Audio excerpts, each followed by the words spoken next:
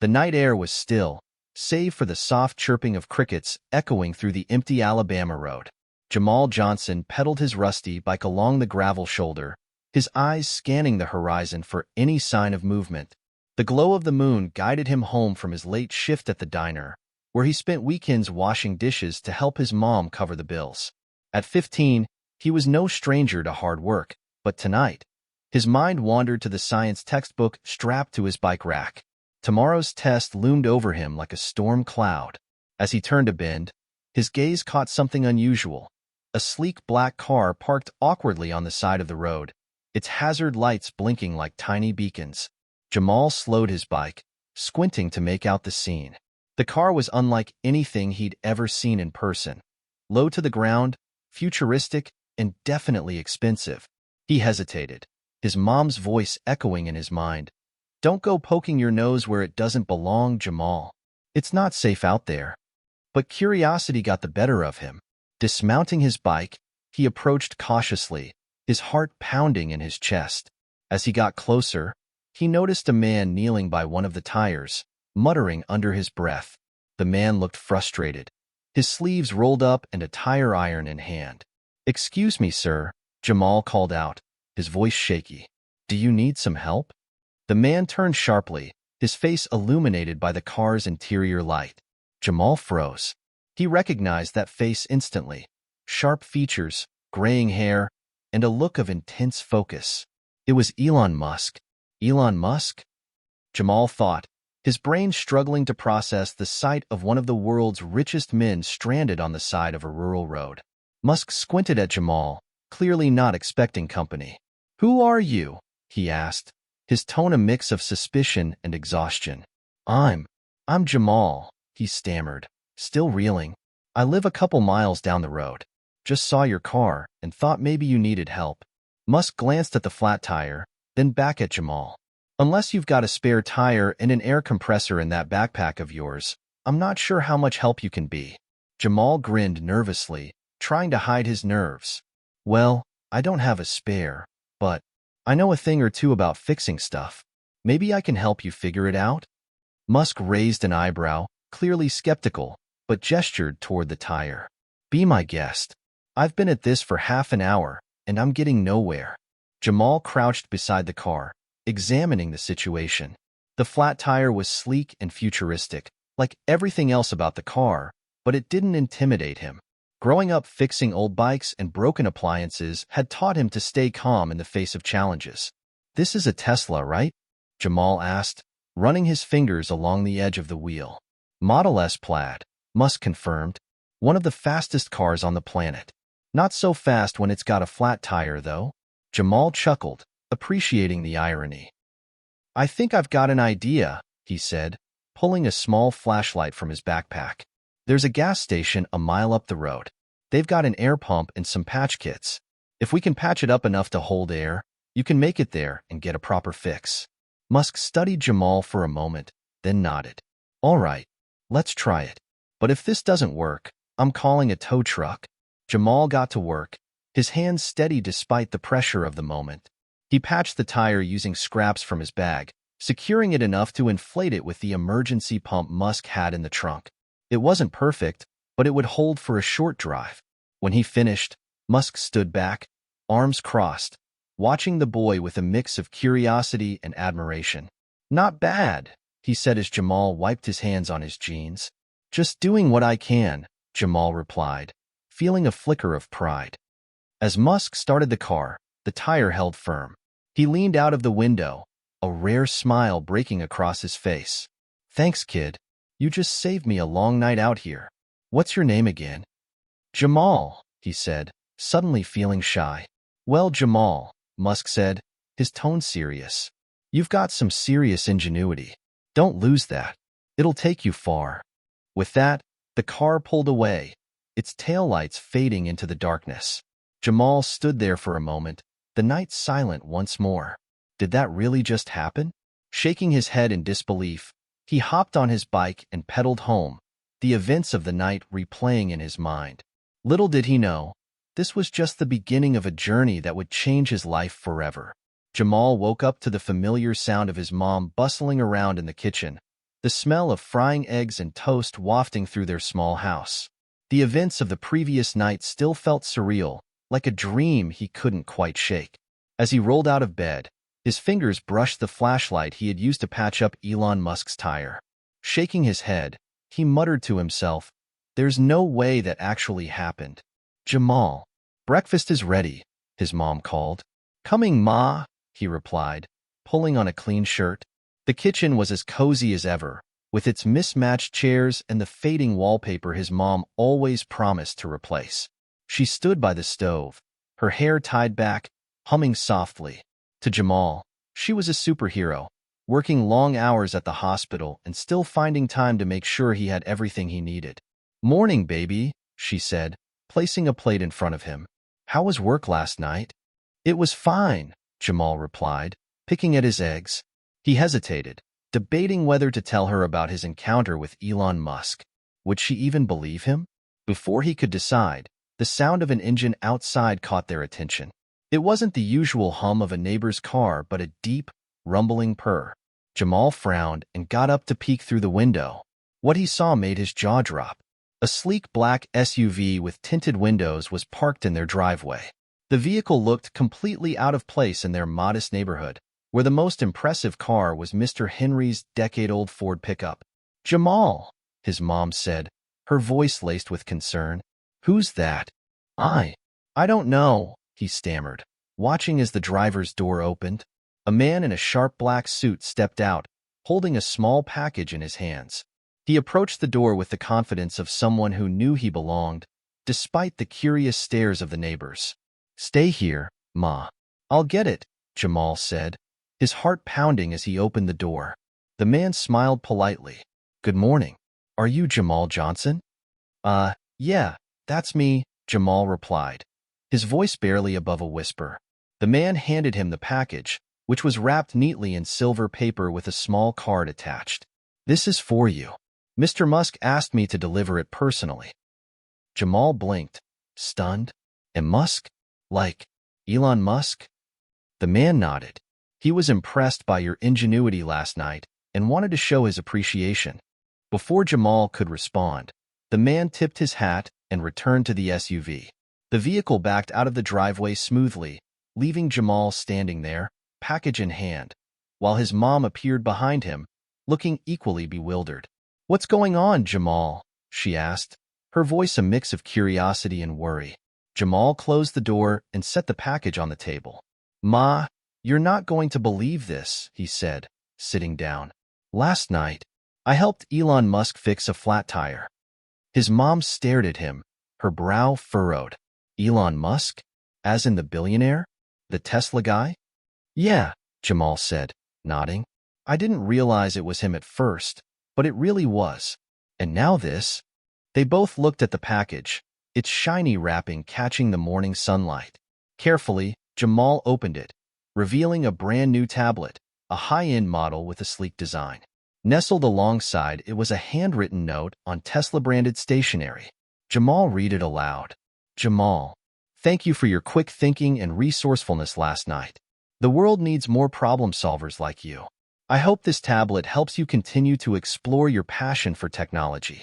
If you ever want to see more of what we do, give me a call. Best regards, Elon Musk." Jamal's mom sank into the chair beside him, her expression a mix of disbelief and pride. "Baby, do you realize what this means?" Jamal shook his head, still processing. "I don't even know what to say, Ma." "You've got something special," she said, placing a hand on his shoulder. "And now someone important sees it too." The rest of the day passed in a blur. News of the mysterious SUV spread quickly through the neighborhood, and by evening, Jamal was fielding questions from curious neighbors and classmates. Some congratulated him, while others looked at him with a mix of envy and disbelief. But as the sun set, Jamal sat on the porch with the tablet in his lap, staring at the note once more. For the first time in a long time, he felt something he hadn't allowed himself to feel: hope. The next morning, Jamal sat at the kitchen table, the sleek new tablet in front of him. He had barely slept, replaying the events of the past 24 hours in his mind. The tablet felt like more than just a gift. It was a symbol of something bigger. But what? As he fiddled with the device, his mom walked in, sipping her coffee. "You figure out how to use that thing yet?" she asked, her tone teasing. Jamal smirked. "Ma, it's not that complicated." He swiped across the screen, exploring the features. It was faster and more advanced than anything he'd ever used before. Just as he was about to dive into a coding app he'd downloaded, the tablet pinged with a new email. The sender's name made his heart skip a beat. Elon Musk.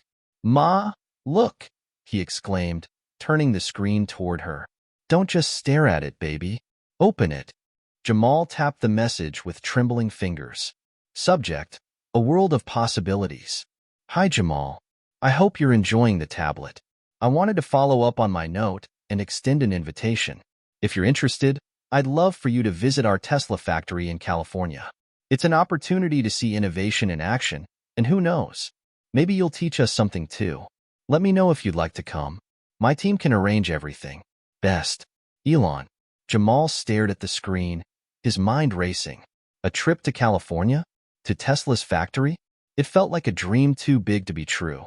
"Ma, did you see this? He wants me to visit Tesla." His mom leaned over, reading the email with wide eyes. "Lord have mercy. This is incredible, Jamal. But California? That's a long way from here." Jamal's excitement faltered. He knew what she meant. Plane tickets, lodging, food. It wasn't something they could afford. "I don't think he expects us to pay for it," Jamal said, pointing at the line about Elon's team arranging everything. His mom's expression softened. "If that's true, then this might be a chance you can't pass up." That afternoon, Jamal replied to the email, thanking Musk for the opportunity and expressing his interest. To his surprise, the response came almost immediately from one of Musk's assistants. "Hi, Jamal. Thank you for your reply. We're thrilled you're interested. We'll handle all the travel arrangements for you and one guest. Please let us know when you're available, and we'll take care of the rest. Looking forward to seeing you in California." When Jamal shared the news with his mom, she hugged him tightly. "I guess we better start packing," she said, a smile spreading across her face. The next few days were a whirlwind. Musk's team sent flight details, hotel reservations, and even a car service schedule. Jamal couldn't help but feel overwhelmed. He'd never been on a plane before, let alone traveled across the country. On the morning of the flight, Jamal and his mom arrived at the small local airport. His mom clutched her purse tightly, her nerves about flying clearly showing. "You sure we're supposed to be here?" she whispered as they approached the gate. "Yeah, Ma," Jamal said, holding up their tickets. "They even said we'd fly first class." When they boarded the plane, the luxurious first-class cabin left them speechless. Plush seats, endless snacks, and attentive flight attendants. It was like stepping into another world. As the plane took off, Jamal stared out the window, watching the patchwork of fields below shrink into tiny squares. His mom squeezed his hand. "You okay?" "I'm good, Ma," he said, grinning. "I just can't believe this is happening." Hours later, they landed in California, where a driver in a Tesla Model X waited to take them to their hotel. The city was unlike anything Jamal had ever seen. Massive buildings, sleek cars, and a buzz of energy that made his small Alabama town feel like another planet. When they arrived at the hotel, Jamal couldn't help but gasp. The lobby was adorned with chandeliers and marble floors, and the room they were given was bigger than their entire house back home. His mom sat on the edge of the bed, shaking her head in disbelief. "This is too much, Jamal. Are you sure this isn't a mistake?" Jamal laughed. "Ma, I think they just really want me to see Tesla." As they settled in, Jamal's tablet pinged again. It was another email from Musk's assistant, confirming the schedule for the next day. The next morning, Jamal woke up early, too excited to sleep. Sunlight streamed through the floor-to-ceiling windows of the hotel room, casting a golden glow on the luxurious furnishings.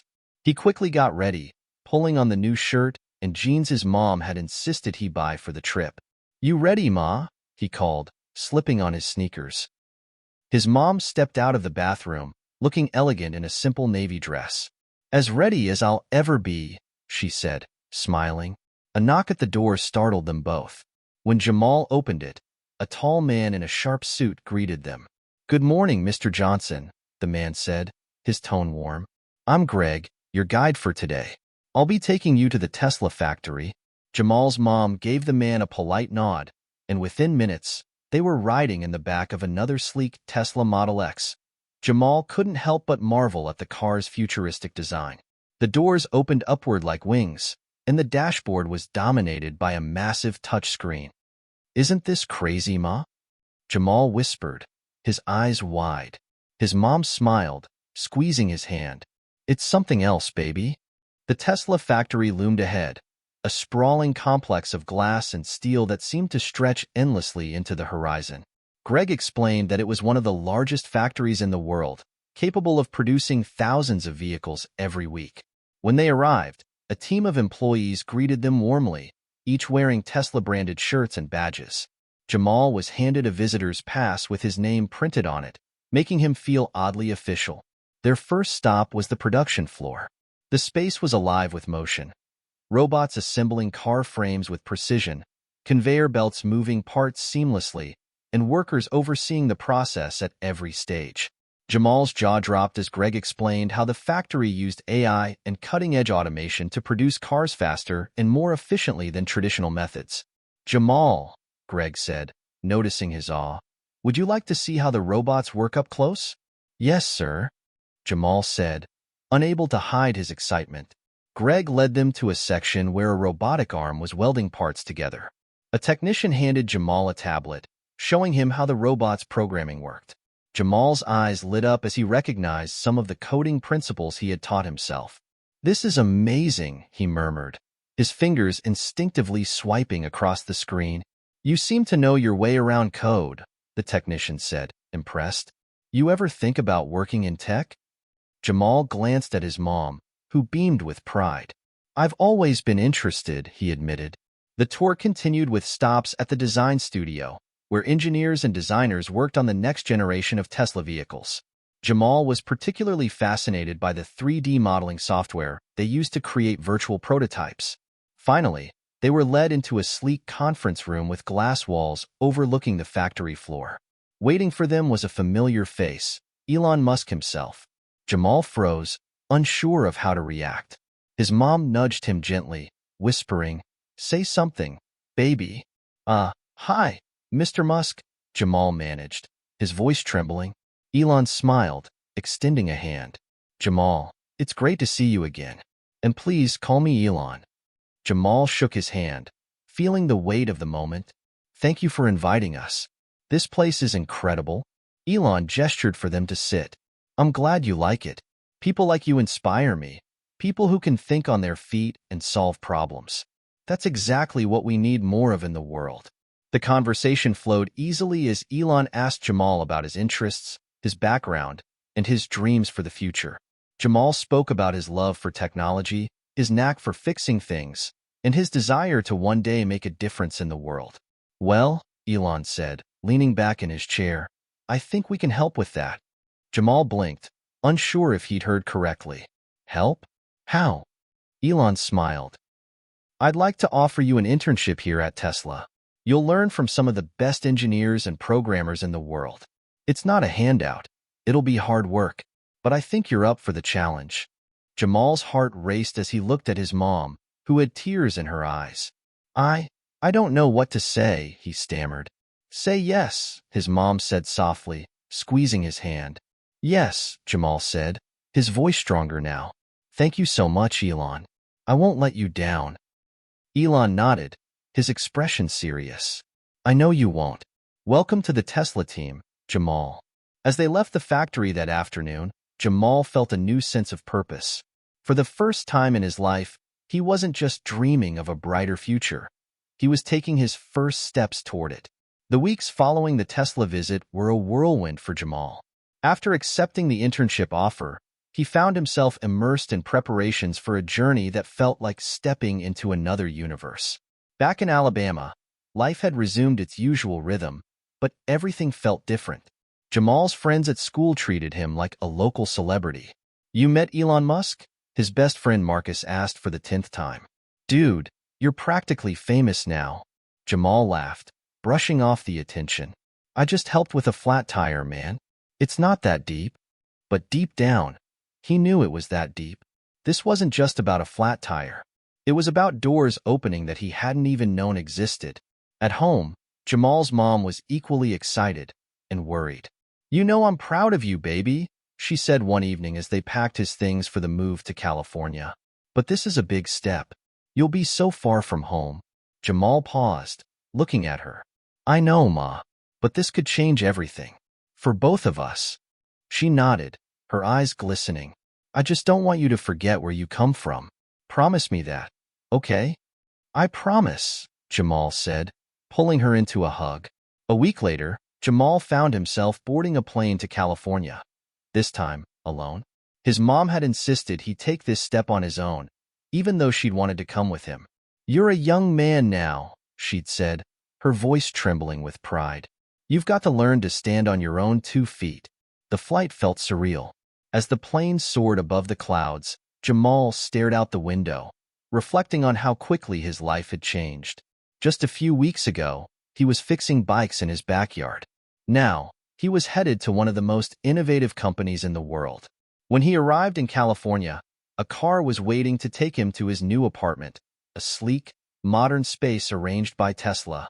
The apartment was modest but comfortable, with a small kitchen, a living room, and a desk where he could work.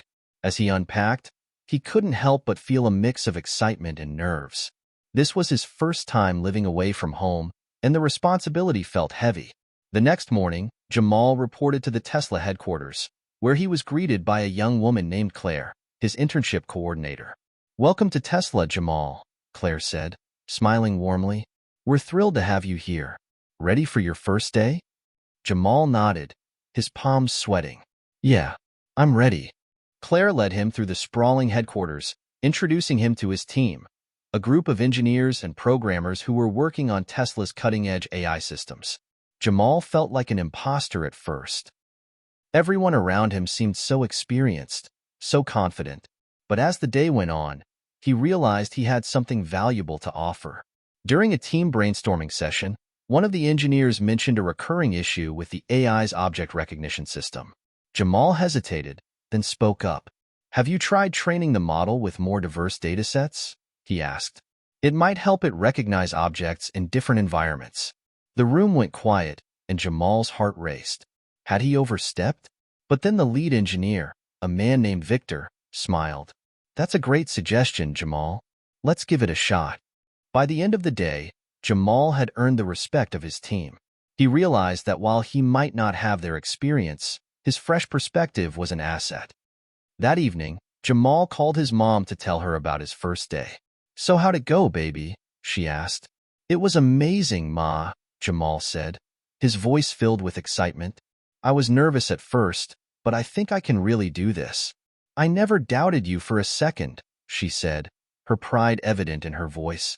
As Jamal hung up, he sat on the edge of his bed, staring out the window at the city lights.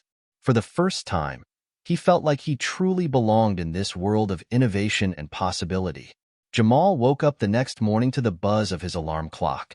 The first day jitters had passed, but he knew he was still just beginning to find his footing in this new world. As he ate breakfast, a quick bowl of cereal, he went over the agenda Claire had sent him. Today, he would dive deeper into Tesla's AI training systems and shadow some of the senior programmers on his team. At Tesla headquarters, the atmosphere buzzed with energy. Jamal noticed how everyone moved with purpose, their conversations peppered with technical jargon and bursts of creativity.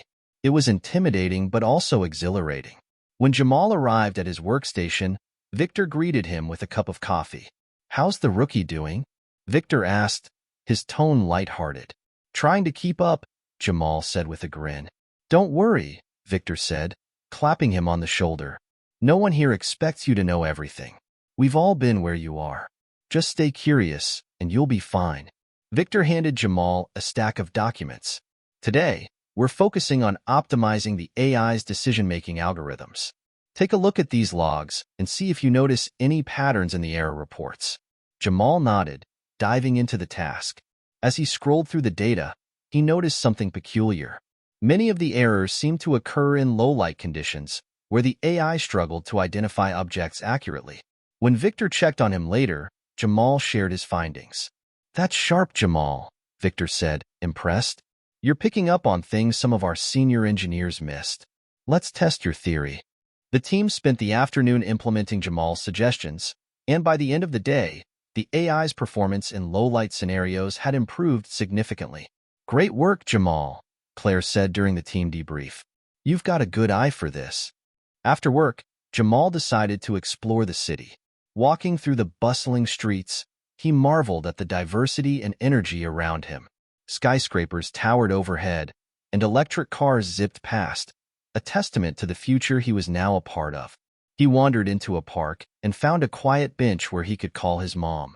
"Hey, Ma," he said when she picked up. "Hey, baby. How was work?" "It was good," he said, smiling. "I actually helped solve a problem today. Victor said I have a good eye for spotting issues." "I told you you're special," his mom said, her voice filled with pride. "Don't let anyone make you feel like you don't belong there." "I won't, Ma," Jamal promised. As the days turned into weeks, Jamal began to settle into a routine. He tackled challenges with determination, asked questions when he didn't understand something, and built strong relationships with his teammates. But not everything was smooth sailing. One afternoon, during a particularly intense project, Jamal made a mistake while debugging some code. The error caused a system crash, delaying the team's progress. Victor called him into a meeting room afterward. "Jamal," Victor said, his tone calm but firm, "I know you're still learning, but you need to double-check your work before pushing changes to the system. Mistakes like this can cost us valuable time." Jamal felt a lump form in his throat. "I'm sorry, Victor. I'll be more careful." Victor nodded. "It's okay to make mistakes, Jamal. That's how we learn. Just don't let it discourage you. I see a lot of potential in you." Jamal left the meeting feeling both humbled and motivated. He spent the rest of the week honing his skills, determined to prove himself. By Friday, Jamal had regained his confidence. During the team's weekly review, Claire praised his progress. "I want to acknowledge Jamal for his dedication and resilience," she said. "He's shown incredible growth in just a few weeks." Jamal smiled, grateful for the recognition. That evening, as he sat in his apartment, Jamal reflected on everything he'd experienced so far. The challenges, the triumphs, the moments of doubt. They were all shaping him into someone stronger and more capable. He opened his tablet and began drafting an email to Elon Musk, updating him on his progress. That night, as Jamal sat in the quiet of his apartment, he stared at the blank email screen. He knew Elon Musk was a busy man, but he also felt compelled to reach out, to let him know that he was making the most of this opportunity. Taking a deep breath, Jamal began typing. Subject: "Thank you for believing in me. Dear Mr. Musk, I hope this email finds you well. I wanted to take a moment to thank you again for giving me the chance to be part of Tesla. These past few weeks have been eye-opening. I've learned so much about AI and programming, and I've grown in ways I never thought possible. I've faced challenges, made mistakes, and learned valuable lessons along the way. But most of all, I've found my purpose. I remember fixing your tire on the side of the road. At the time, I thought it was just a random encounter, but now I see it was a turning point in my life. You didn't just give me an opportunity, you showed me what's possible when someone believes in you. I'm committed to making the most of this internship and contributing to Tesla in any way I can. Thank you for believing in me. Sincerely, Jamal Johnson." Jamal read the email over twice before hitting send. For a moment, he felt a wave of doubt. Would Elon even read it? Would he think it was silly? Shaking off the thought, Jamal reminded himself of everything he'd accomplished so far. He was here for a reason, and that reason wasn't luck. It was his hard work and determination. The next morning, Jamal woke up to a notification on his phone. His heart skipped a beat when he saw the sender. Elon Musk? He quickly opened the email. Subject: "Thank you for believing in me. Hi Jamal. Thanks for your thoughtful email. I'm glad to hear you're settling in and finding your purpose. Your story is inspiring, and it's a reminder of why we do what we do at Tesla, to create opportunities and solve problems that matter. Keep learning, keep growing, and don't be afraid to think big. The world needs more people like you. Best, Elon." Jamal couldn't stop smiling as he read the email. It was short, but it meant the world to him. To know that someone like Elon Musk believed in him fueled his determination to succeed. Later that day, Jamal shared the news with his mom during their weekly video call. "You got an email from Elon Musk?" she exclaimed, her face lighting up. "Yeah, Ma," Jamal said, grinning. "He told me to keep thinking big." "Well, he's right," she said. "You've always had a big heart and a big mind. Now it's time for you to show the world what you're made of." At work, Jamal began taking on more responsibilities. He volunteered for projects, stayed late to troubleshoot issues, and even started mentoring other interns who were struggling. One day, Claire pulled him aside after a meeting. "Jamal, I've been keeping an eye on your progress," she said. "You've been doing an outstanding job. We're thinking of giving you a special assignment, something outside the usual scope of your internship." Jamal's eyes widened. "What kind of assignment?" "There's a project we're working on involving autonomous navigation in rural areas," Claire explained. "It's a challenging problem because the terrain and lighting conditions can vary so much. We think your unique perspective could add a lot of value." Jamal nodded, excitement bubbling inside him. "I'd love to help." That evening, as Jamal reviewed the details of the new project, he couldn't help but think about how far he'd come. Just weeks ago, he was fixing bikes in his backyard. Now, he was contributing to technology that could change the world. He closed his laptop and stepped out onto his apartment's balcony. The city lights twinkled below, a reminder of the vast possibilities that lay ahead. "Think big," he whispered to himself, smiling. Jamal arrived at Tesla headquarters early the next day, eager to dive into his new assignment. The project on autonomous navigation in rural areas was ambitious and unlike anything he'd worked on before. Claire had paired him with two senior engineers, Linda and Carlos, who had years of experience under their belts. "All right, Jamal," Linda said as she handed him a thick stack of research papers. "This is what we've got so far. The primary challenge is teaching the AI to recognize non-standard road conditions, gravel paths, overgrown vegetation, and even livestock crossing." Carlos chimed in. "The other issue is connectivity. In rural areas, the lack of reliable internet makes it harder for the vehicle systems to communicate with cloud servers." Jamal listened carefully, absorbing every detail. "So we're looking at two problems: improving object recognition in unpredictable environments and making the AI more self-reliant when connectivity is low." Linda smiled. "Exactly. Think you're up for it?" Jamal grinned. "Let's get to work." The team spent the morning brainstorming solutions. Jamal suggested using a combination of machine learning and preloaded datasets to compensate for connectivity issues. "What if we program the AI to rely on local data for common rural obstacles?" he proposed. "Like identifying a tractor or a pothole without needing to access the cloud?"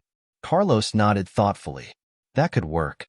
And for real-time updates, we could explore satellite-based communication as a backup."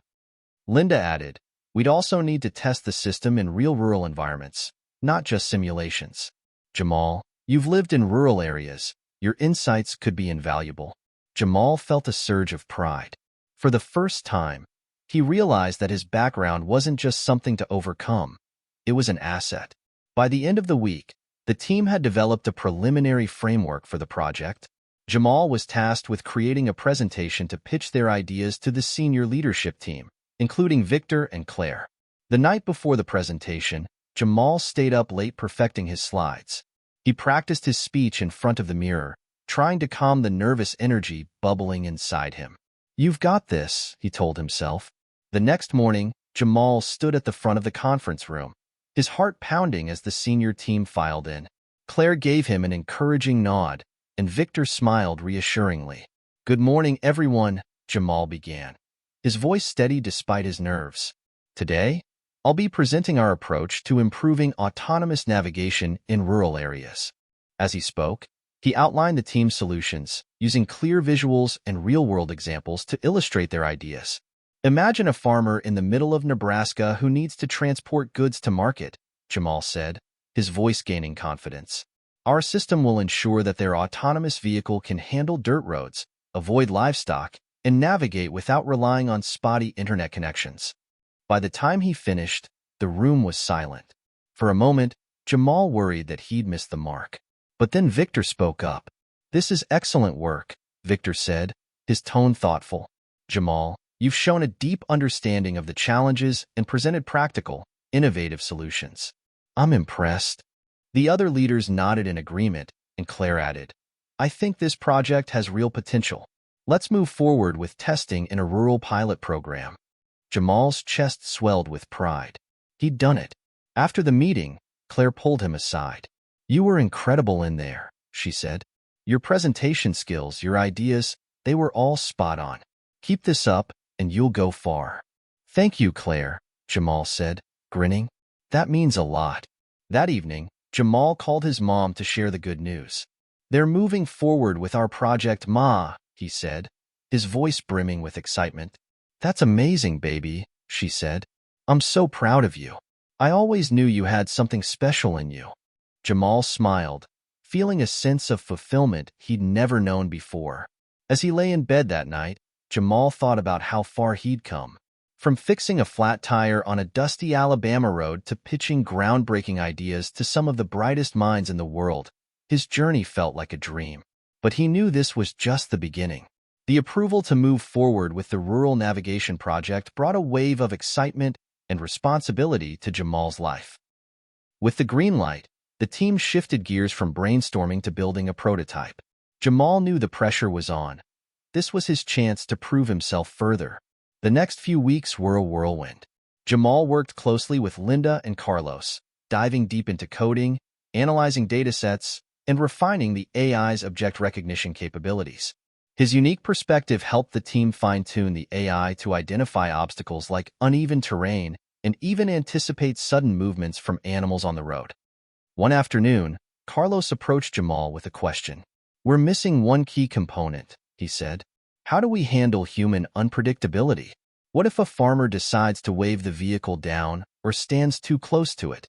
Jamal paused, considering the problem. What if we train the AI to recognize human gestures? It could learn to identify common signals, like a hand wave or someone pointing to a specific direction. Linda raised an eyebrow. That's ambitious, but it could make the system a lot safer. Carlos nodded. Let's add it to the prototype. Jamal's excitement grew as he realized how much influence he had on the project. As the prototype neared completion, the team needed a real-world testing environment. Linda suggested a rural area a few hours outside the city, an open farmland with dirt roads and minimal interference. On a crisp Saturday morning, the team loaded the prototype vehicle onto a flatbed truck and headed to the test site.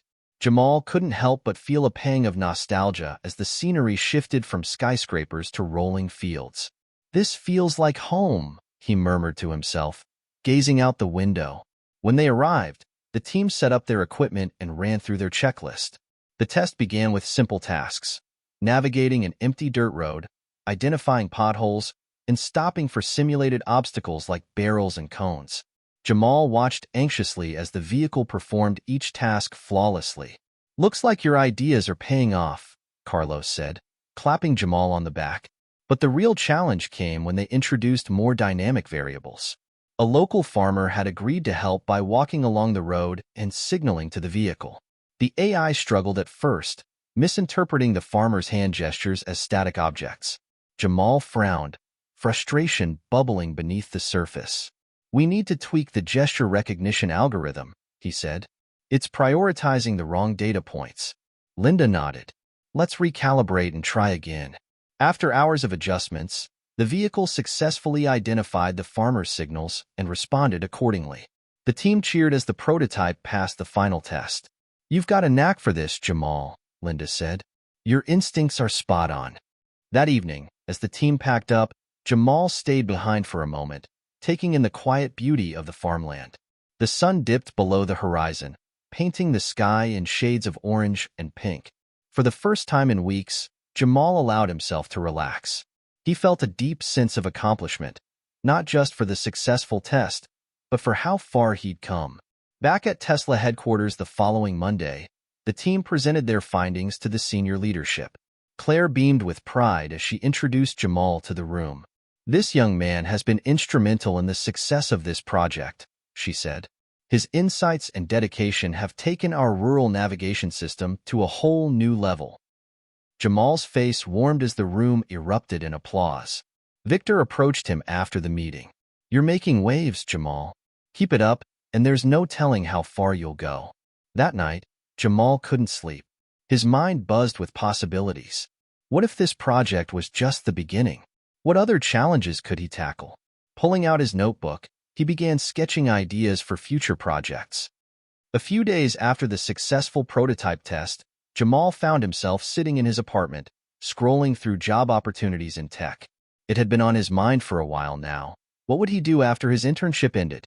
While Tesla had offered him an extended contract, Jamal had bigger dreams. He wanted to build his own tech startup one day, but first, he needed to learn from the best. As he pondered his future, his phone buzzed on the coffee table. The name on the screen made his heart race. Elon Musk. "Hello?" Jamal answered, his voice tight with anticipation. "Hey, Jamal, it's Elon," came the familiar voice. "How's everything going?" Jamal took a deep breath, fighting to keep his composure. "Everything's great. The team's making good progress with the rural navigation project, and the tests went better than we expected." "That's fantastic," Elon said. "I've been hearing great things about your work. But that's not why I'm calling." Jamal's stomach dropped. "Oh, I'm in the middle of a new initiative at Tesla, and I think you might be the perfect person for it. We're looking to launch a pilot program for a completely autonomous delivery service, kind of like a Tesla courier. It's a big step for us, and we need someone who can bring fresh ideas to the table." Jamal's heart pounded in his chest. "That sounds amazing, but are you sure you want me for something like that?" "I'm sure," Elon said. "Your work on the rural navigation project was just the start. We need someone who's not afraid to think outside the box.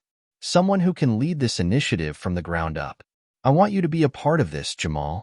I'm offering you a full-time position at Tesla to spearhead this project." Jamal could hardly believe what he was hearing. This was the moment he had been waiting for, an opportunity to shape the future of autonomous technology.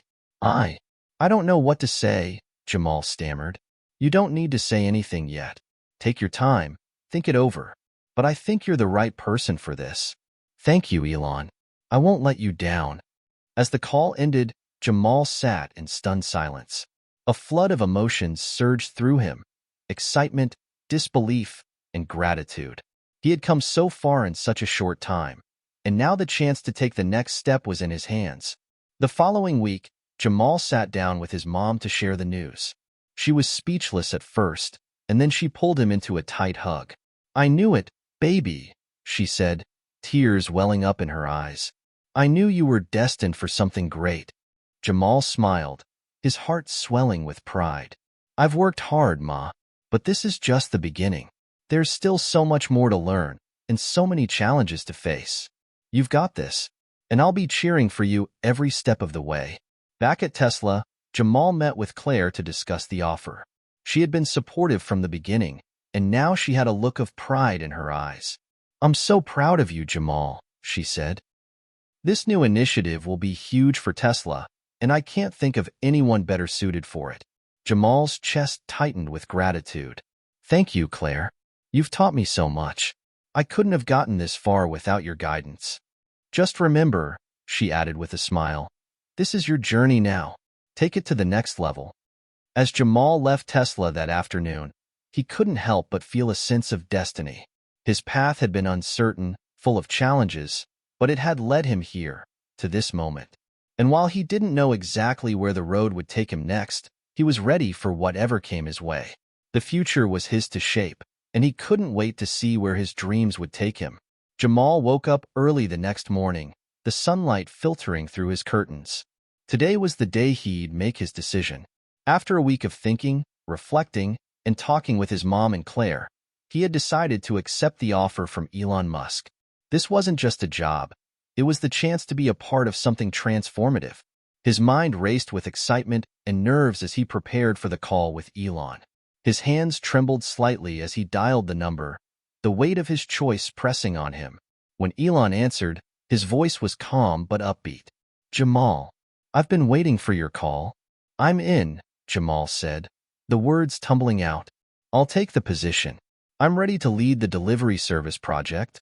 "That's great news," Elon replied. I knew you'd make the right choice. Welcome aboard, Jamal. We're going to do big things together. Jamal couldn't help but smile. Thank you, Elon. I won't let you down. The following weeks were a blur of planning, strategizing, and meetings. Jamal was officially part of the Tesla team as a full-time project lead for the autonomous delivery service. The challenge was immense, launching a completely new system from scratch, developing a fleet of autonomous delivery vehicles, and ensuring the technology worked flawlessly in every environment. But Jamal was no stranger to challenges.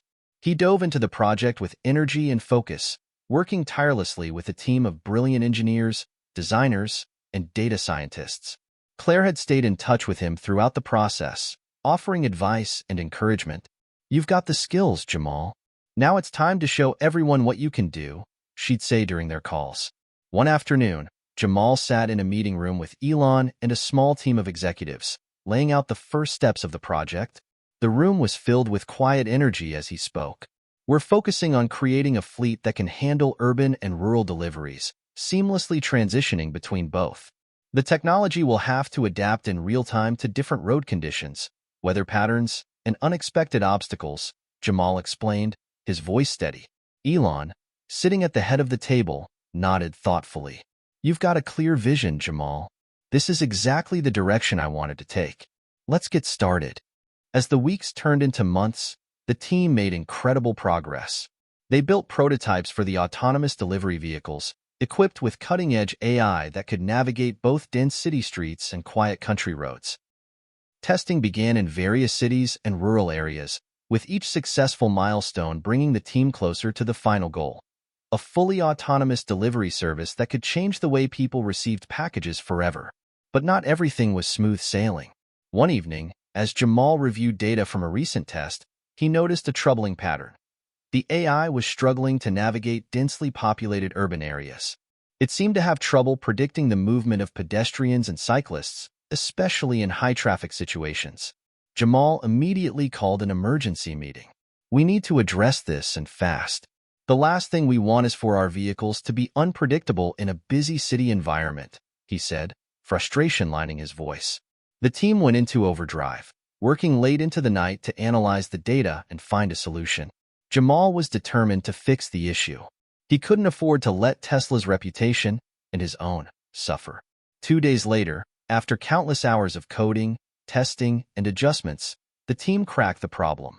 They integrated a new pedestrian detection system, one that could better predict human movement and adjust the vehicle's path accordingly.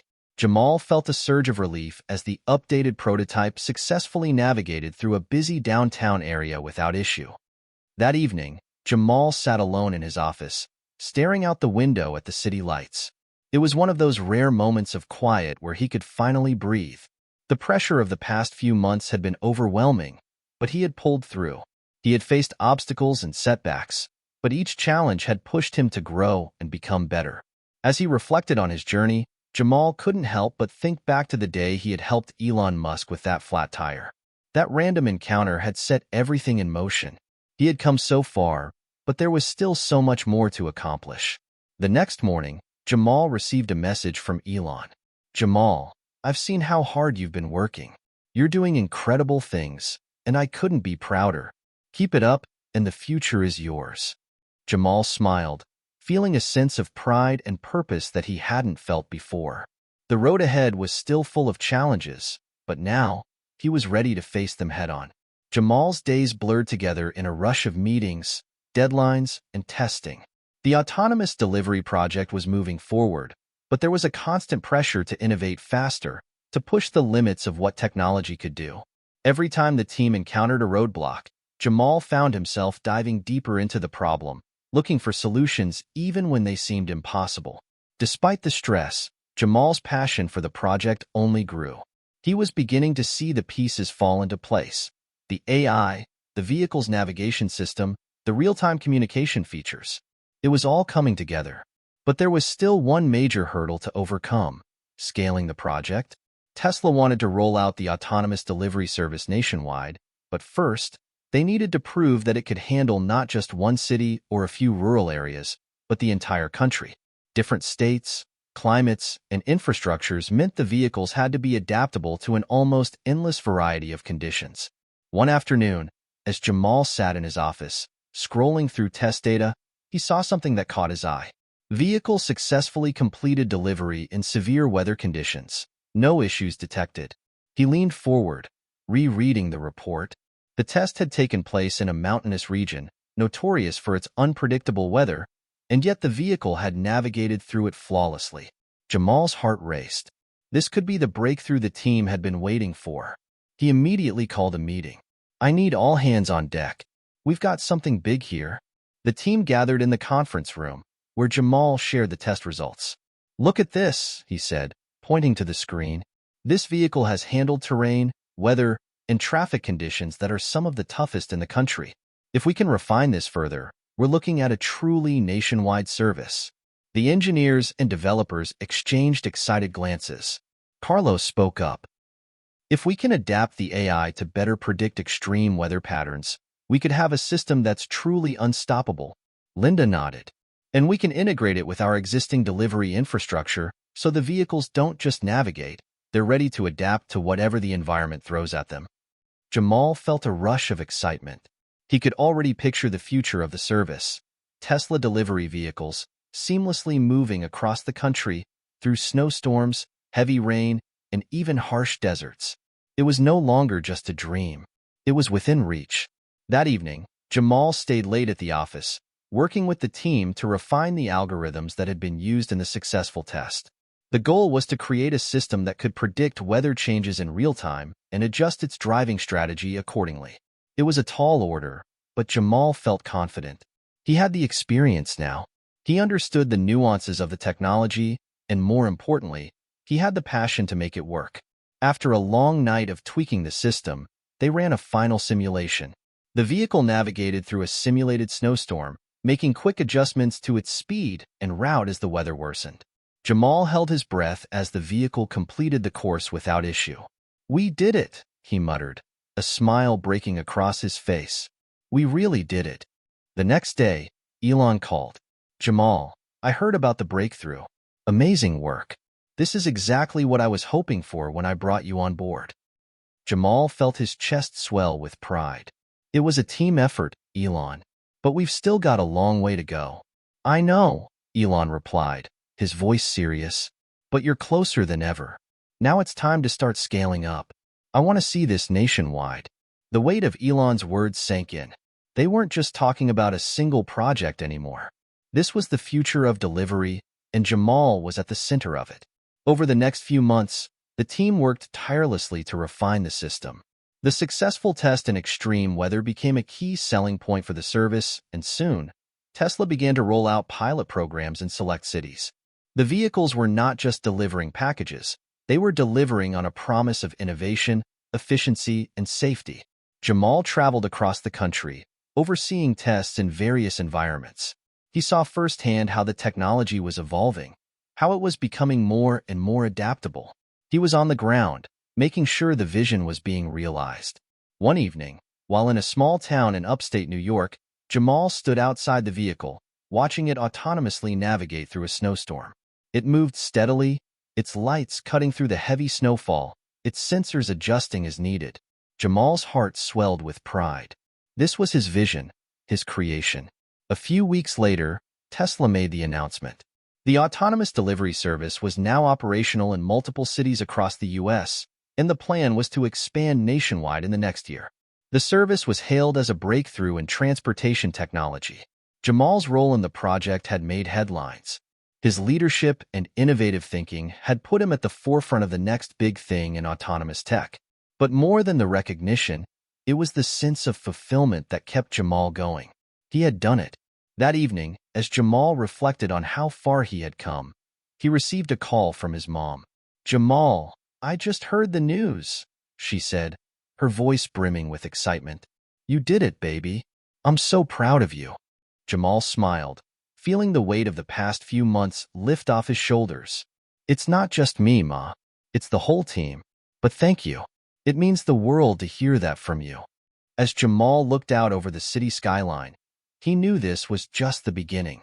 He had reached the summit, But the journey ahead would be even more incredible. He had always dreamed of making a real impact on the world, and now he was doing just that. The future was bright, and Jamal was ready for whatever came next. Jamal sat in his office, staring out the window. The news of the nationwide rollout of Tesla's autonomous delivery service had taken the world by storm. Headlines screamed about the new era of technology, and everywhere he went, people congratulated him for his contributions. But despite the excitement and recognition, something inside Jamal felt uneasy. He had achieved everything he had set out to do. He had made history, proven his worth, and transformed a groundbreaking idea into reality. And yet, there was a gnawing feeling in the pit of his stomach, an unease he couldn't shake. The weight of his success was heavier than he'd expected. For the first time, he found himself wondering, was it all worth it? That night, Jamal couldn't sleep. He tossed and turned, his mind racing. The project was a success, and yet, he felt disconnected from the very thing that had driven him forward all these months, his purpose. Was he really helping the world? Or had he just become another cog in the machine of corporate ambition? He pulled out his phone and scrolled through social media, reading the endless praise that was pouring in. But the more he read, the more he felt a sense of emptiness. There was no personal connection in any of it. It was all about the technology, the company, the next big step. Jamal closed his eyes, trying to quiet his mind. He thought about his mom, about Claire, about his childhood dreams. None of this rapid success, had come without sacrifices. The next day, Jamal met with Elon Musk for their regular check-in. "Elon, I've been thinking," Jamal said, his voice uncharacteristically uncertain. Elon looked up from his laptop, sensing the shift in Jamal's tone. "What's on your mind?" Jamal hesitated, then blurted out, "I feel like we're moving so fast that we're losing sight of the bigger picture. I've been so focused on the technology, the deadlines, the press, that I've forgotten why I got into this in the first place. I wanted to make a difference, but now I'm not so sure we're doing that." There was a long silence. Jamal could feel the weight of his words hanging in the air. "Elon, I thought we were changing the world, but right now, it feels like we're just making another product. I don't know if I'm the right person for this anymore." Elon leaned back in his chair, his expression thoughtful. "Jamal, what we're doing is unprecedented. We're pushing the boundaries of what's possible, and it's not easy. But every great change starts with someone who questions the status quo. If you feel like you've lost your purpose, maybe it's time to find a new way to connect with it. But remember this, it's not about the product or the recognition. It's about the impact." Jamal absorbed Elon's words. They made sense, but the unease still lingered. Could he really make an impact on the world if he continued down this path? The next few weeks were a blur of introspection. Jamal began to take a step back from the relentless pace of the project. He spent more time with his family, reconnecting with the people who had supported him from the very beginning. He reached out to Claire, who had been his constant anchor throughout this journey. They met one afternoon at a coffee shop, and Jamal finally opened up about his doubts. "Claire, I've worked so hard to get here, but I don't know if I've lost something along the way. I don't even know what I'm working for anymore," he confessed. Claire listened carefully, her eyes compassionate. "Jamal, you've done something incredible, but it's okay to question everything. Sometimes, we need to take a step back to remind ourselves why we started. What matters most to you? What do you want to be remembered for?" Jamal thought about it, the weight of her question sinking in. "I want to make a difference. I want to help people, not just create technology. I don't want to be another person chasing success for the sake of it. I want to create something that truly helps, that changes lives." Claire smiled, her support unwavering. "Then that's your next step. You have the skills, the vision. You just need to redefine what success means for you." Jamal took Claire's words to heart. He realized that, in his rush to prove himself, he had lost sight of what mattered most. He wasn't just a leader at Tesla. He was a person with a mission, with a desire to make the world better, not just with technology, but with the human connection that technology could foster. With renewed purpose, Jamal reached out to Elon. He needed to have an honest conversation about what came next. The two met the next morning in Elon's office. "Elon, I've been doing a lot of thinking, Jamal began. I want to stay involved in the autonomous delivery project, but I need to shift my focus. I don't want to just create a service. I want to use this technology to help underserved communities, to give people access to things they wouldn't otherwise have. I want to make sure the people who need it most aren't left behind. Elon looked at him, eyes narrowing as he processed Jamal's words. After a long pause, he nodded. I get it. It's easy to get lost in the excitement of the future, but it's the people we're trying to serve that matter most. You want to build something that doesn't just work for the wealthy, but for everyone. I'm on board with that. Jamal felt a sense of relief wash over him. For the first time in months, he felt aligned with his purpose again. This was the direction he had wanted all along. As Jamal looked out over the horizon that evening, he felt more certain than ever. He had built the foundation for something incredible, but now, it was time to build with purpose.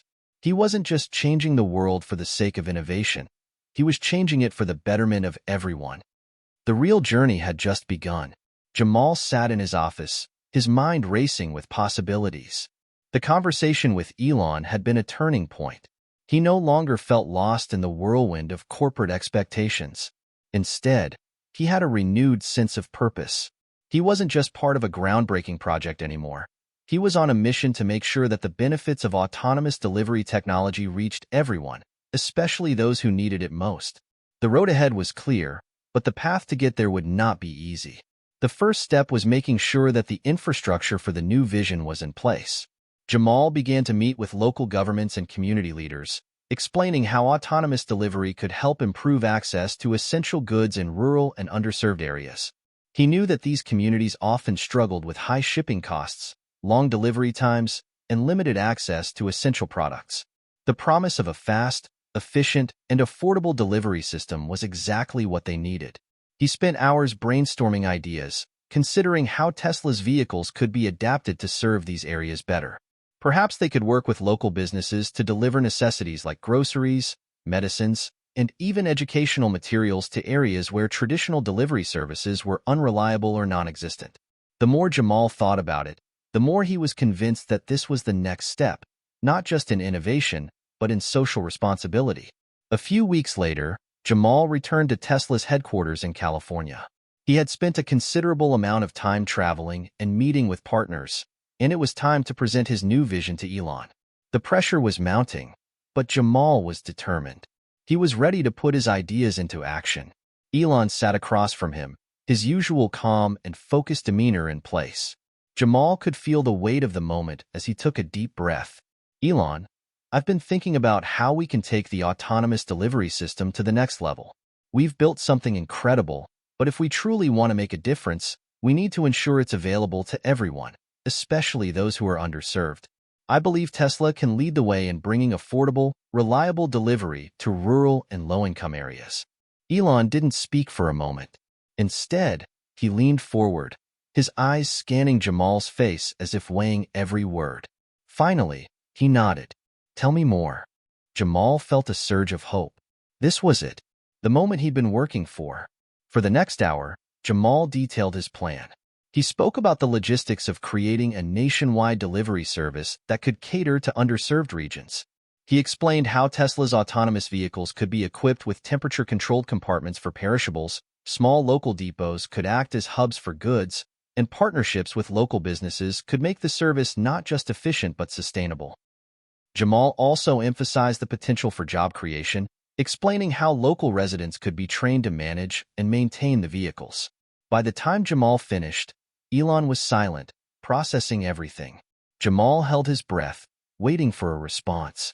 Elon was known for his quick decisions, but this time, the silence stretched on. I like it, Elon said finally. It's ambitious, but that's what we're known for. Let's do it. Jamal could hardly believe it. Elon was on board. This was the green light he'd been waiting for. In the weeks that followed, Jamal worked with his team to bring the new vision to life. It wasn't easy. There were countless meetings, logistical hurdles, and negotiations with local businesses and governments. But every step forward felt like a victory. Jamal knew that, with time, their efforts would change lives. As the first autonomous delivery trucks began to roll out to rural areas, The response was overwhelmingly positive. Communities that had once felt isolated from the rapid advancements in technology were now seeing the benefits firsthand. Small-town grocery stores were able to keep their shelves stocked with fresh produce at lower costs. Rural hospitals received medical supplies faster and more reliably. Families in remote areas had access to online shopping and fast delivery without the expensive fees they had once faced. For Jamal, each successful delivery felt like a personal win. This was what he had always dreamed of, technology that made people's lives better, no matter where they lived. A few months later, Jamal was walking through a small town in the Midwest, visiting one of the new Tesla delivery hubs. He had received a call earlier that day about some minor technical issues, so he wanted to check it out in person. As he approached the depot, he saw a group of local workers unloading packages from one of the autonomous vehicles. They waved as they saw him, and Jamal waved back. A woman in her early 40s approached him. She was holding a clipboard, wearing a company jacket with the Tesla logo. "Jamal, right? I'm Susan, one of the local managers here. I just wanted to thank you. This service has been a game changer for us." Jamal smiled, feeling a deep sense of fulfillment. "It's good to see it working for you. How's the community reacting?" Susan's face lit up. "You wouldn't believe it. People love it. It's been a huge help, especially for the elderly and those who can't make it to town easily. The service has really opened up new opportunities." Jamal's heart swelled. This was what he had set out to do, to create something that connected people, made their lives easier, and gave them access to the same opportunities that larger cities had. As he left the depot later that day, Jamal felt an overwhelming sense of gratitude. The road to get here had been difficult, filled with doubts, setbacks, and sleepless nights, but he had persevered. And now, he was seeing the impact of his work in ways he hadn't imagined when he first started. The future of autonomous delivery was no longer just a futuristic concept. It was real, and it was making a difference. Jamal knew that this was only the beginning. There were still millions of people to reach, more communities to help, and more challenges to overcome. But for the first time in a long while, Jamal felt at peace. He had found his purpose, and it was driving him forward. Jamal sat in his office, a sense of accomplishment washing over him. The autonomous delivery system was now operational in over a dozen states, and the response from communities had exceeded his expectations. The world was beginning to see the true impact of his work. People were no longer just talking about cutting-edge technology, they were talking about the tangible difference it was making in their daily lives. However, despite the success, Jamal couldn't help but feel the pressure mounting once again. The system was expanding quickly, and with that expansion came challenges. There were still countless regions to cover, infrastructure issues to solve, and potential setbacks to anticipate. As he watched the latest reports come in, Jamal couldn't ignore the nagging feeling that he was just scratching the surface. One evening, as Jamal left his office to head home, his phone buzzed. It was an unexpected message from Claire. "We need to talk. Can you meet tomorrow?" Jamal raised an eyebrow, sensing urgency in her message. He quickly replied, agreeing to meet at their usual cafe. He couldn't help but wonder what was going on. Claire had always been his sounding board, but recently, they hadn't had much time to catch up. Between his growing responsibilities at Tesla and her own work, their conversations had become less frequent. The next day, Jamal arrived at the cafe to find Claire waiting at their usual corner table. Her expression was serious, a stark contrast to her usual easygoing demeanor. She looked up as he sat down, offering him a small, forced smile. "Jamal, I've been thinking a lot lately," she said, her voice quiet but steady. "I've been watching everything unfold, the project, the success. I'm proud of you, really, but I'm also worried." Jamal frowned. "Worried? About what?" Claire sighed, her eyes searching for the right words. "About the bigger picture. I've seen you pour your heart into this project, and I know you're doing it for all the right reasons. But, Jamal, is this really the legacy you want to leave behind? Is it enough to just change a few communities, or do you want to change the world?" Jamal blinked, taken aback. Claire's words hit him harder than he expected. He had spent so much time focused on the immediate impact of his work, helping the communities that needed it most, that he hadn't taken a step back to think about the broader scope of his vision. "I thought I was," he said slowly. "I thought I was doing enough. This technology is changing lives. It's making a difference for people who have been left behind for too long." "I know," Claire replied, her tone softening, "but I also know you, Jamal. You've always had bigger dreams.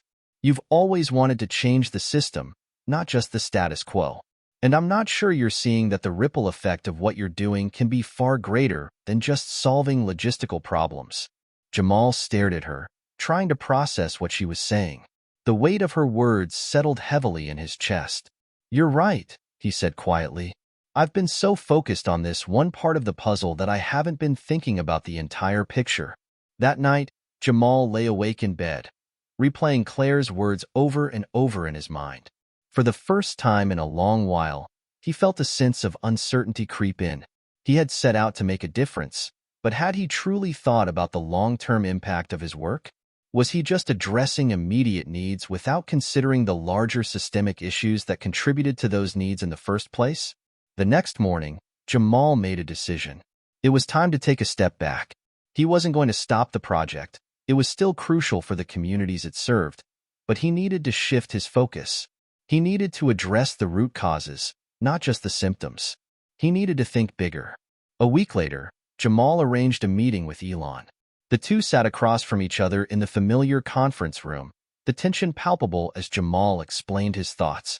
"Elon, I think we've done something incredible, but I'm starting to see that we're only scratching the surface," Jamal began. "The autonomous delivery system is helping a lot of people, but it's not solving the deeper issues. I want to find ways to address the economic inequalities, the lack of infrastructure, the systemic barriers that prevent people from having equal access to opportunities. This isn't just about creating a better delivery service. It's about changing the way we approach access to resources, education, and opportunity." Elon listened intently, his fingers steepled in front of him as he processed Jamal's words. "You're talking about reshaping the system," Elon said finally, "taking a much broader approach. It's ambitious, but it's also exactly what we need." Jamal nodded. "I've spent so much time focused on the immediate impact, but I need to think about the bigger picture. I want to create something that lasts, not just technology, but a movement that forces the entire system to change." Elon leaned back in his chair, his gaze intense. "I'm with you on this, Jamal. Let's expand the vision. If anyone can make it happen, it's you."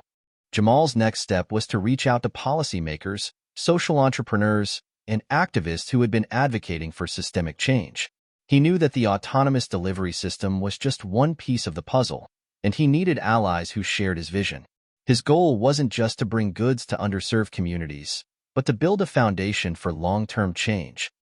Jamal wanted to be part of a movement that tackled issues like access to education, healthcare, and economic opportunities head-on. The next few months were filled with meetings, brainstorming sessions, and new partnerships. Jamal worked tirelessly, reaching out to leaders across sectors to help build a new framework for change. He wasn't just changing the delivery system. He was setting the stage for a revolution in how society approached economic inequality and access to resources. Jamal's phone buzzed one evening as he was leaving the office. It was a message from Claire. "I'm proud of you, Jamal. I always knew you had it in you." Jamal smiled, feeling a sense of gratitude. He had come a long way since that first chance meeting with Elon.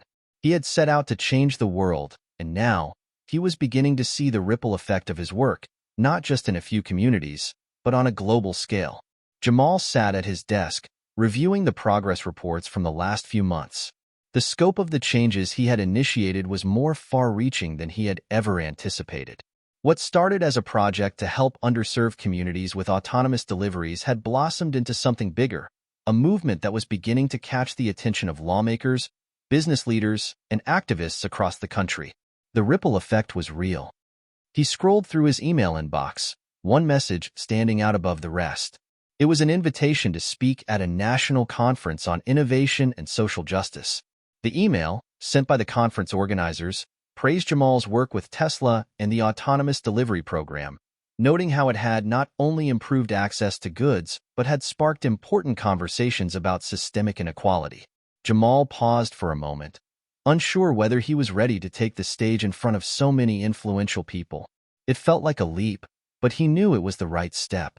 He had a vision now, a vision that reached beyond technology and into the heart of what it meant to create lasting change. He replied to the invitation, accepting the speaking slot. Days later, Jamal found himself standing backstage at the conference venue, feeling the weight of the moment. The room was filled with thousands of industry leaders, activists, and thinkers. As he looked out at the audience, he realized this was his chance to push the boundaries of the conversation about technology, inequality, and social change. When his name was called, Jamal took a deep breath and stepped onto the stage. The applause was warm, and he felt a sense of purpose wash over him. This was his opportunity to articulate the ideas that had been swirling in his mind for months, to speak not just about the delivery system, but about the broader societal transformation he believed was possible. "Good morning," Jamal began, his voice steady but full of passion. "I'm here today because I believe that technology can be a force for good. It's easy to think of innovation as something that only benefits the already privileged, those in urban centers with access to resources. But what if we could use technology to break down the barriers that keep people in underserved communities from thriving?" He paused, making eye contact with the audience, letting his words sink in. "I'm here to tell you that we can. We've already started doing it. The autonomous delivery system that I've had the privilege to help develop is only the beginning. It's not just about delivering products faster or cheaper. It's about creating a foundation for equitable access to resources. It's about using technology to provide what every person deserves: opportunity." Jamal spoke for the next 30 minutes, discussing the evolution of the autonomous delivery project, the partnerships he had built with local businesses and governments, and the broader vision he had developed. He spoke about the importance of addressing systemic inequality in education, healthcare, and economic opportunities. He painted a picture of a future where technology didn't just benefit the rich, but was used to uplift the most vulnerable. He also spoke about the need for collaboration, how businesses, governments, and communities all had a role to play in creating meaningful change. It wasn't just about what Tesla could do. It was about creating a framework that allowed every sector to contribute to breaking down barriers and building a more inclusive future. The response was overwhelming. After his speech, Jamal was approached by people from all walks of life. Policymakers who wanted to explore the possibilities of expanding autonomous delivery services, business leaders eager to invest in the future of equitable technology, and activists who saw the potential for social change in his ideas. Jamal felt the weight of the responsibility growing heavier, but he also felt a sense of excitement. This was the beginning of something much larger than he had ever imagined. Over the next few weeks, Jamal's inbox was flooded with messages from potential partners. Some were large corporations looking to integrate their products into the delivery system. Others were nonprofit organizations focused on economic development in underserved areas. There were even local governments eager to discuss how they could work together to improve access to resources in rural and low-income communities. Jamal couldn't keep up with all the inquiries, but he knew that this was the turning point. The momentum was building, and he had to seize it. He called a meeting with his team to discuss how they could scale the project and begin to tackle the larger issues of systemic inequality. They needed to be strategic, thoughtful, and focused. "We're not just expanding a service," Jamal said to his team. "We're creating a movement that redefines what it means to have access to opportunity. We're going to take this to the next level, and we're going to do it right." Months passed, and Jamal's vision began to take shape. Tesla's autonomous delivery system expanded into new regions, but this time, it wasn't just about logistics.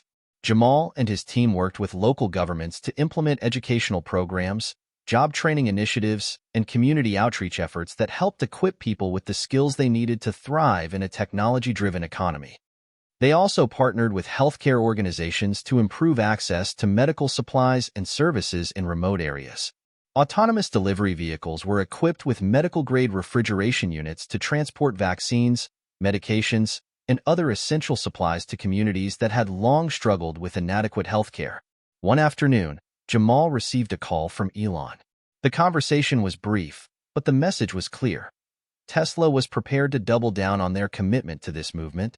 The company would invest in new infrastructure, expand the program further, and support Jamal's vision of a world where technology wasn't just an advantage for the wealthy, but a tool for creating equity. As Jamal hung up the phone, a wave of gratitude washed over him. He had set out to help his community, and in the process, he had ignited a movement that was now beginning to transform entire regions. The dream he once had of making a difference had become something larger than he ever imagined. Later that evening, as Jamal sat on his porch watching the sunset, he reflected on how far he had come. There had been moments of doubt, moments when he questioned whether he could really make a difference. But now, he knew the answer. He had changed the narrative. He had shown that technology, when used thoughtfully and with purpose, could create real, lasting change. Jamal smiled to himself. He had done it. The movement was just getting started, and the future looked brighter than ever. The weeks following the conference were a whirlwind. Jamal's inbox overflowed with messages, offers, and requests. As his project gained momentum, so did the challenges. The excitement in the air was palpable, but Jamal knew that with each new step, there would be obstacles to overcome. Scaling a movement wasn't just about having a grand vision. It was about implementing that vision in the face of real-world complexities. One morning, Jamal sat in his office, staring at the map spread out on his desk. The autonomous delivery system had expanded to several new regions, but Jamal was thinking beyond just logistical success. It was time to focus on the integration of all the pieces, the education programs, job training, healthcare access, and, most importantly, the local communities that needed to be involved from the ground up. Jamal had learned early on that top-down solutions rarely worked. True transformation came when the people most affected by the system were given the tools to drive change themselves. He needed local leaders who understood their communities, people who could help bridge the gap between technology and those it was meant to serve. He made a call to Maria, one of the community organizers he had met during his outreach efforts. Maria had grown up in a low-income neighborhood, and her work with local youth was nothing short of inspirational. She was the type of leader Jamal had been looking for.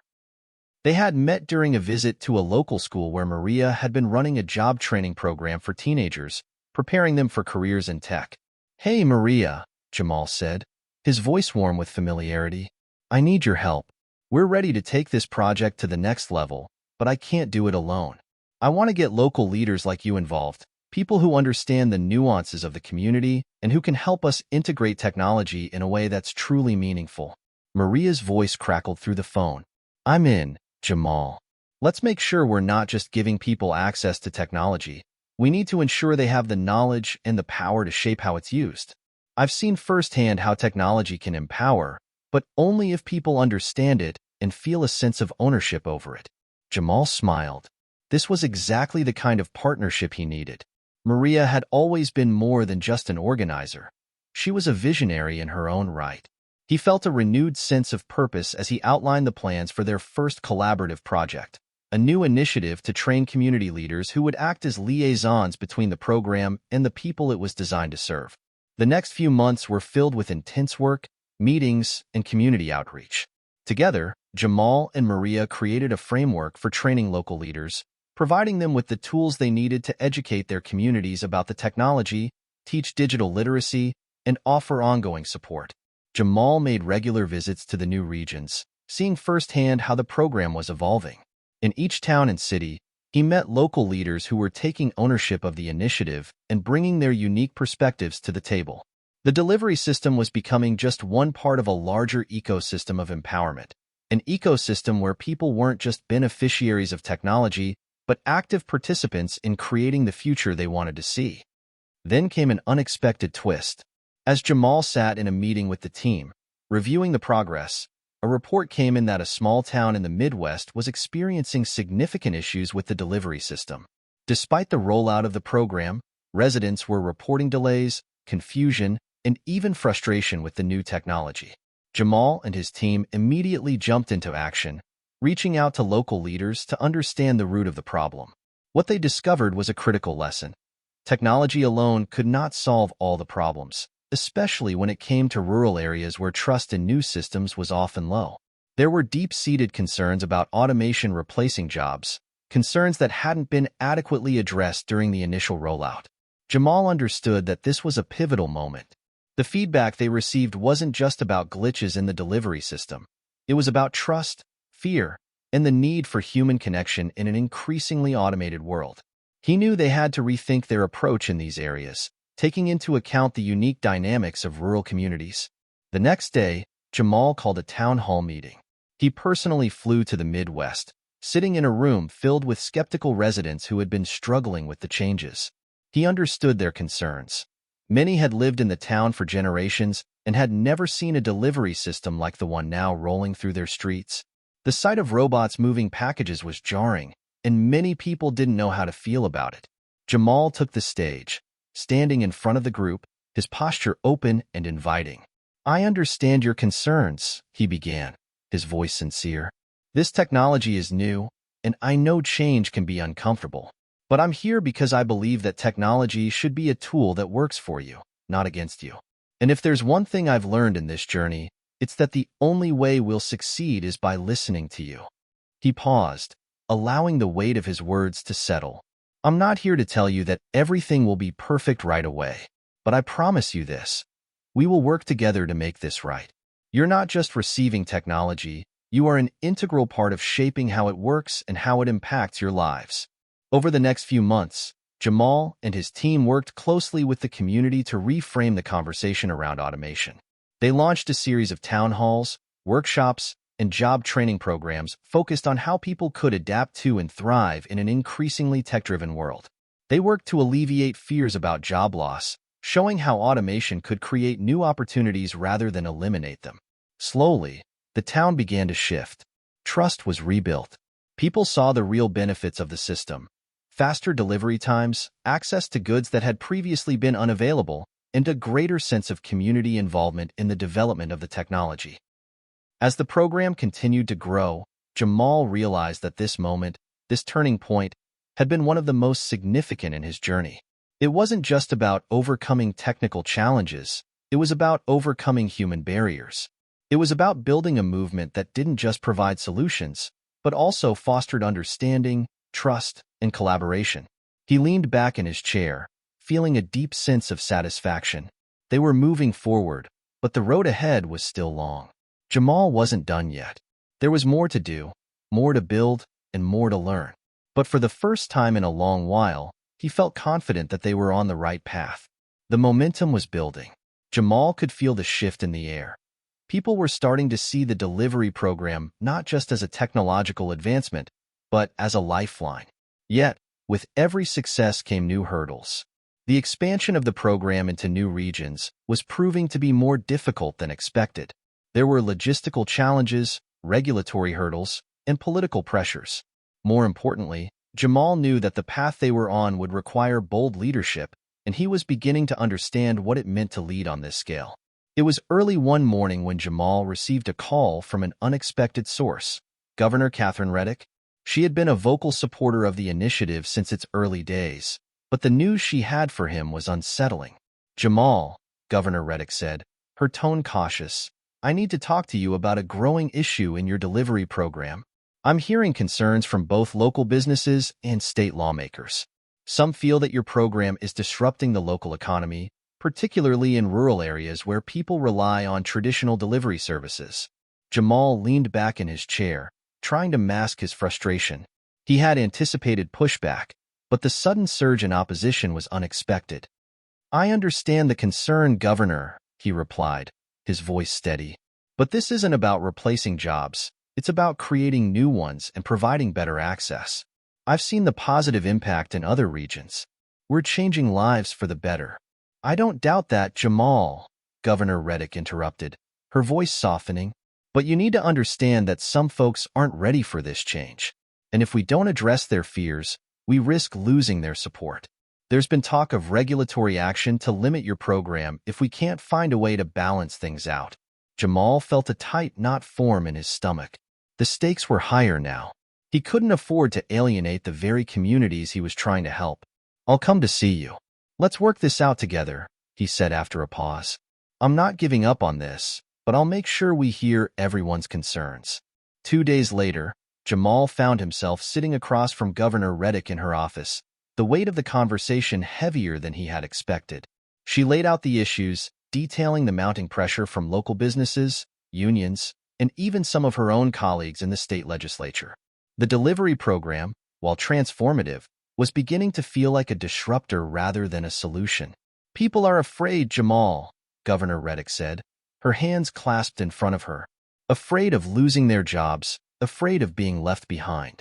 We need to figure out how to address their concerns without halting the progress you're making." Jamal took a deep breath, his mind racing.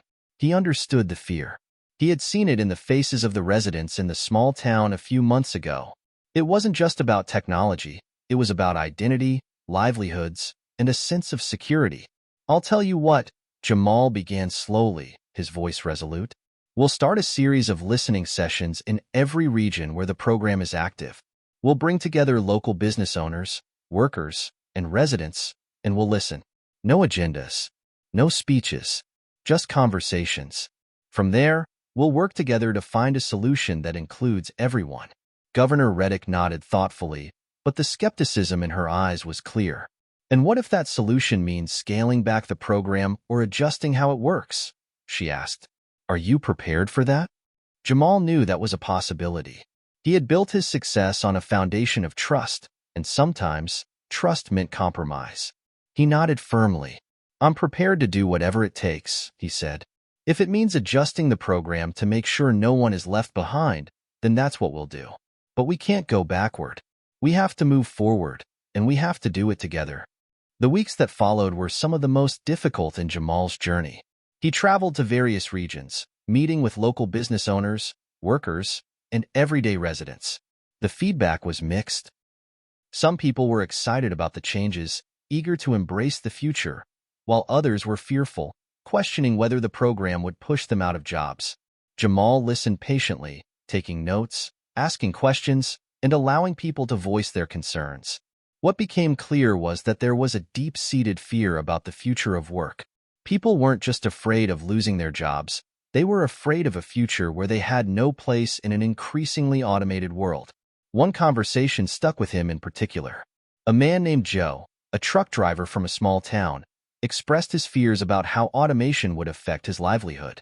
"I've been driving trucks for 20 years, Joe said, his voice rough but honest.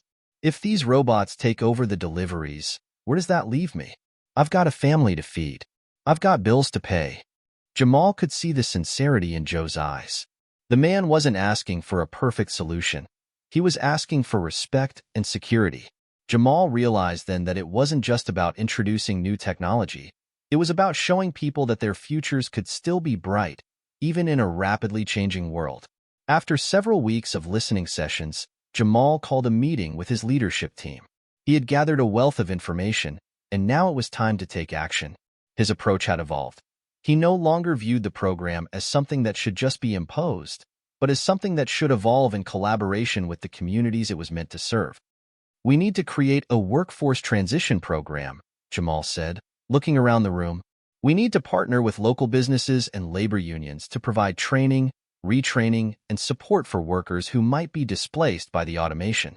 We also need to focus on the long-term benefits of the program, showing people how they can get involved, upskill, and grow with the technology, not be left behind by it." Maria, who had been listening quietly, nodded in agreement. "We also need to ensure that people see the program as a tool for growth, not just a job killer. Let's work on creating more opportunities for local people to be part of the solution, not just recipients of it." As Jamal and his team began to implement these changes, it became clear that the listening sessions had made a difference. People were no longer seeing the delivery program as a threat, but as a catalyst for new opportunities. The workforce transition program was a success, and more people were signing up for training and upskilling programs. Local businesses began to view the program as a partner, not an enemy. Jamal realized that leadership wasn't just about making bold decisions. It was about listening, understanding, and adapting to the needs of the people you were trying to help. His program was no longer just a technological breakthrough. It had become a model for how innovation could be introduced in a way that was inclusive and responsive to the needs of communities. As Jamal sat in his office late one evening, reflecting on the progress they had made, he couldn't help but feel a sense of pride. The road ahead would still be filled with challenges, but he was no longer navigating it alone. He had built a movement, a coalition of people, ideas, and solutions. And together, they were creating something that could truly change the world. The program was beginning to take root in communities across the country, but Jamal knew that what they had achieved so far was just the beginning. The real challenge was sustainability. How could they ensure that the changes they were working so hard to make would last? What could they do to guarantee that the tech-driven transformation wasn't just a momentary success, but something that could outlive them all? One evening, as Jamal sat in his office, his mind was restless. His team had done incredible work, but something was gnawing at him. They had created an innovative program that was slowly changing the fabric of local economies, providing opportunities where there were none and dismantling barriers. Yet, something felt incomplete. Jamal had always prided himself on thinking big, on seeing the long-term picture, but now, as the program expanded, he felt a sense of urgency. The communities they were helping were growing stronger, yes, but how could they ensure that these gains would be maintained over time? The question lingered in his mind as he reached for his phone and sent a text to Maria. "Can we meet? Need to brainstorm something important." Minutes later, Maria responded, "Of course. What's on your mind?" He quickly typed back, "Let's meet tomorrow. I have some ideas. Big ones." The next morning, Jamal and Maria met at a cafe near his office. The buzz of the morning rush surrounded them, but the focus in Jamal's eyes was palpable. "We've done something incredible," Jamal began, his voice low but intense. "But I think it's time to take the next step, the one that will really ensure we're leaving a lasting legacy. We've empowered people, and we've shown them the future. But how do we keep it going? How do we build a foundation that lasts beyond us?" Maria leaned in, listening intently. She knew that Jamal had always been a visionary, but this was something different. There was an urgency in his voice that she hadn't heard before. "Jamal, what are you thinking?" she asked. "I'm thinking about ownership," Jamal said, his hands gesturing as he spoke. "What if we could take the program to the next level by making the people in the communities the true owners of it? Not just in terms of leadership, but in the actual infrastructure. If we can build local businesses around this technology, give people a stake in its success, then we're not just creating jobs, we're creating a sustainable ecosystem." Maria's eyes widened. "You mean co-ops? Community-owned tech hubs?" "Exactly," Jamal said. "Imagine a delivery system that's run by the very people who rely on it.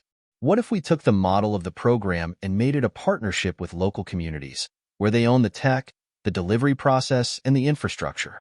We'd be giving them the power to shape their own futures." The idea was radical, but the more Jamal and Maria discussed it, the more it made sense. They had already built the infrastructure. Now it was time to build ownership into the foundation of the program. It wasn't just about technology anymore. It was about community empowerment on a level they hadn't considered before. They envisioned a future where the people they had initially served would become the architects of their own success. Co-ops, local business partnerships, and shared ownership would be the pillars upon which the program could grow. But there was a problem. It would require a complete overhaul of how they had structured the delivery program. It would mean finding new sources of funding, legal support, and most importantly, a way to educate communities on how to run these new businesses. They couldn't afford to fail, not now. Over the next few weeks, Jamal and Maria worked tirelessly to develop a plan.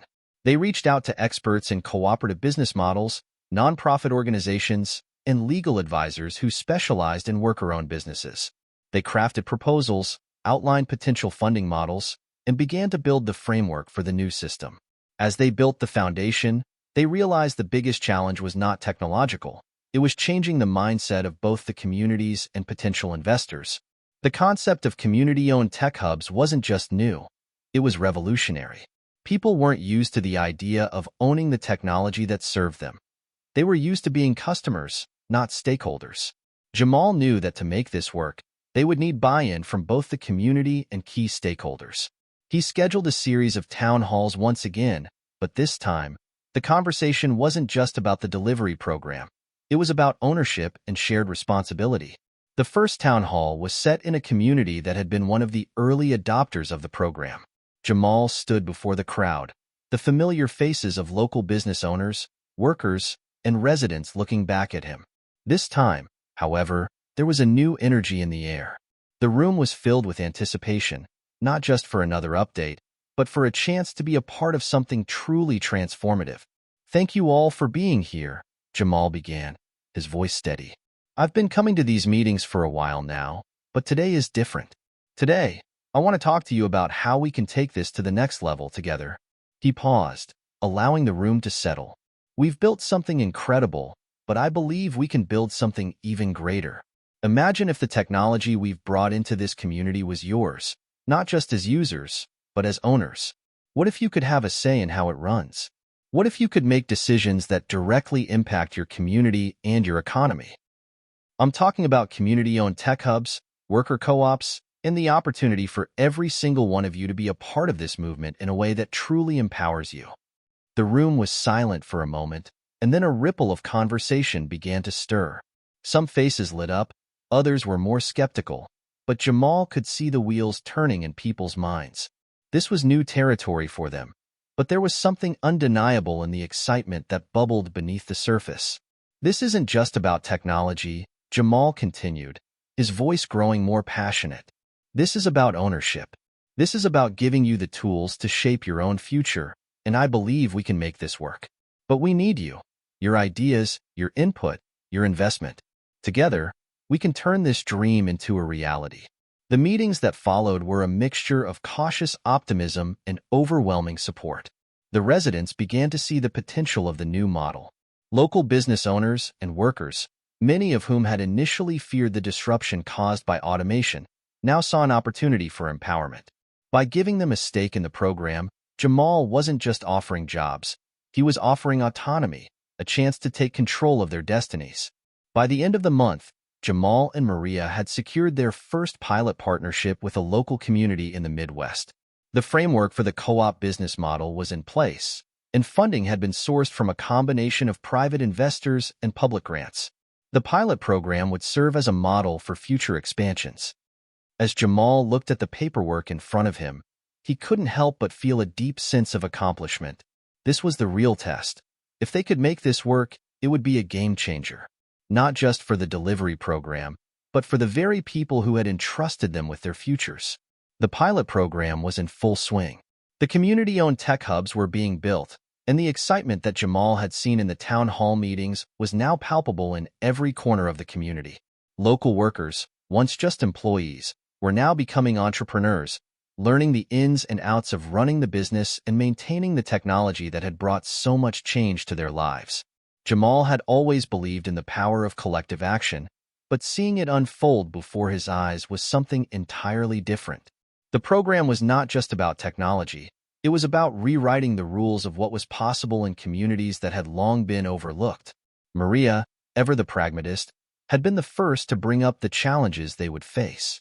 "Jamal, we can't just focus on the ideal outcome.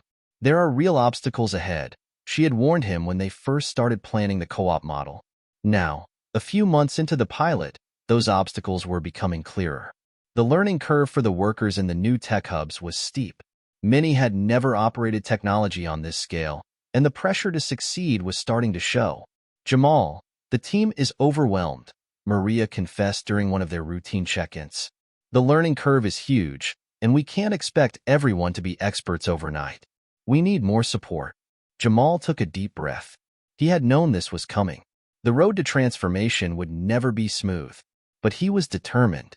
"We'll bring in more trainers, more mentors. These people are capable. They just need the right tools to succeed." The next day, Jamal and Maria put their heads together to figure out the best way to provide additional support to the workers in the co-op. They expanded the mentorship program, bringing in experts in various fields, from logistics to customer service, to help guide the new business owners through the growing pains. They also made sure to offer resources on mental health and stress management, understanding that the weight of the responsibility was causing some to crack under pressure. To Jamal's surprise, the community responded with a deep sense of gratitude. People were willing to work harder, push through their mistakes, and face their fears because they now had ownership in the future of the tech hubs. One afternoon, as Jamal walked through the new tech center, he saw one of the workers, Leah, a single mother who had joined the program as a delivery driver, now leading a team of new recruits and organizing shipments. She had a kind of quiet confidence in her demeanor that Jamal hadn't seen in her before. "Leah, you're doing great," Jamal said as he approached her. Leah looked up, surprised to see him but beamed with pride. "Thank you. It's not easy, but I'm learning every day." "You're teaching others now," Jamal said, with a smile. "You've come a long way from just being a driver." Leah nodded, her smile widening. "I never thought I'd be doing this, but now I feel like I'm not just working for someone else. I'm doing this for my community, for my daughter. This is mine." Jamal couldn't help but feel a surge of pride. This was the heart of what they had envisioned. Leah wasn't just surviving, she was thriving. And it wasn't just her, countless others in the community were doing the same. But not everything was going smoothly. There was still one major challenge that threatened to derail everything they had worked for: the local government. While the community was thriving, the city officials were growing wary of the new program.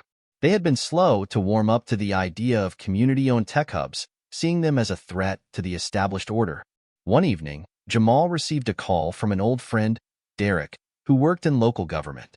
"Jamal, you need to be careful," Derek warned him. "There are some people in City Hall who are starting to see this as a threat. They don't like that you're empowering the community. They think it could disrupt the traditional economy." Jamal paused.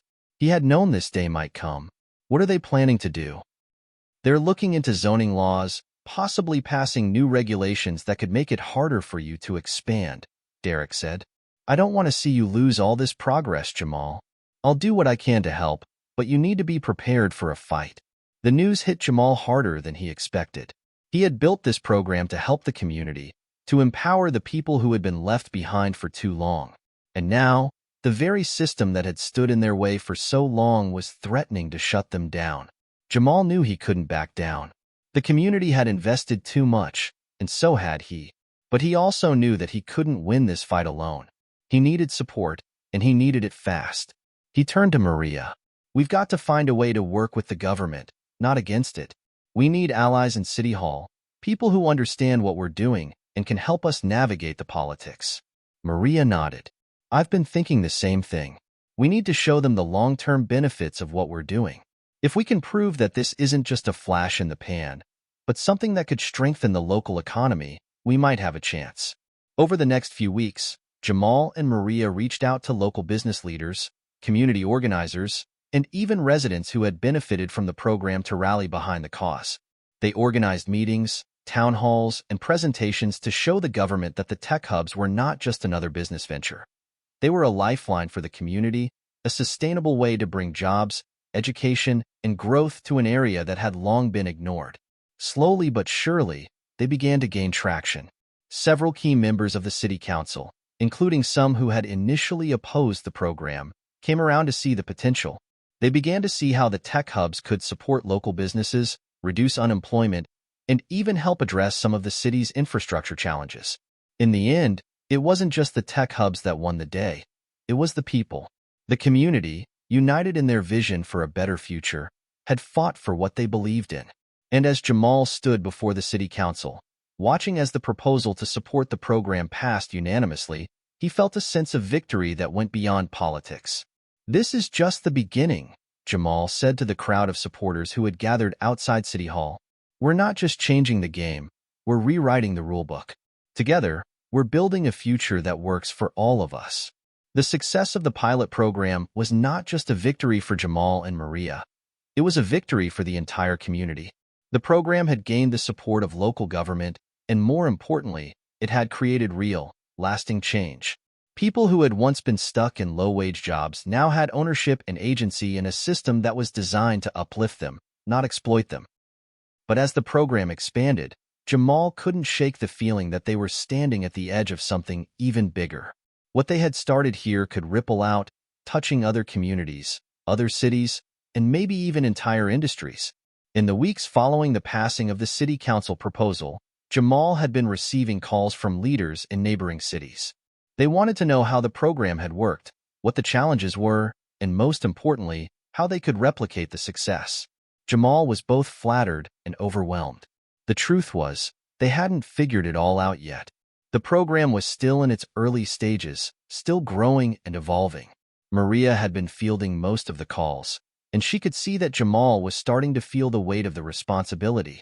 "Jamal, we need to be strategic about this," she said one morning as they sat in her office. "We can't just let anyone jump on this bandwagon. We need to choose our partners carefully, and we need to ensure that the same level of commitment to the community is there. We can't risk the integrity of what we've built." Jamal rubbed his eyes, deep in thought. "I know, Maria, but it's hard not to get excited. We've created something that works. People are thriving. This can be bigger than we ever imagined. But you're right. We can't rush this." They spent the rest of the morning drafting a set of criteria for potential partners, emphasizing the importance of community involvement, sustainability, and a commitment to local empowerment. They knew that the foundation of the program had to remain intact. This wasn't just about scaling a business model. It was about creating a movement. As the weeks went by, Jamal and Maria began to see the ripple effect of their work. Cities across the country were starting to take notice, and even businesses were reaching out to discuss how they could become a part of the community-driven ecosystem Jamal and Maria had built. In one case, a major tech company reached out to discuss how they could support the development of the co-op model through grants and technology partnerships. But as they received more attention, they also started facing new challenges.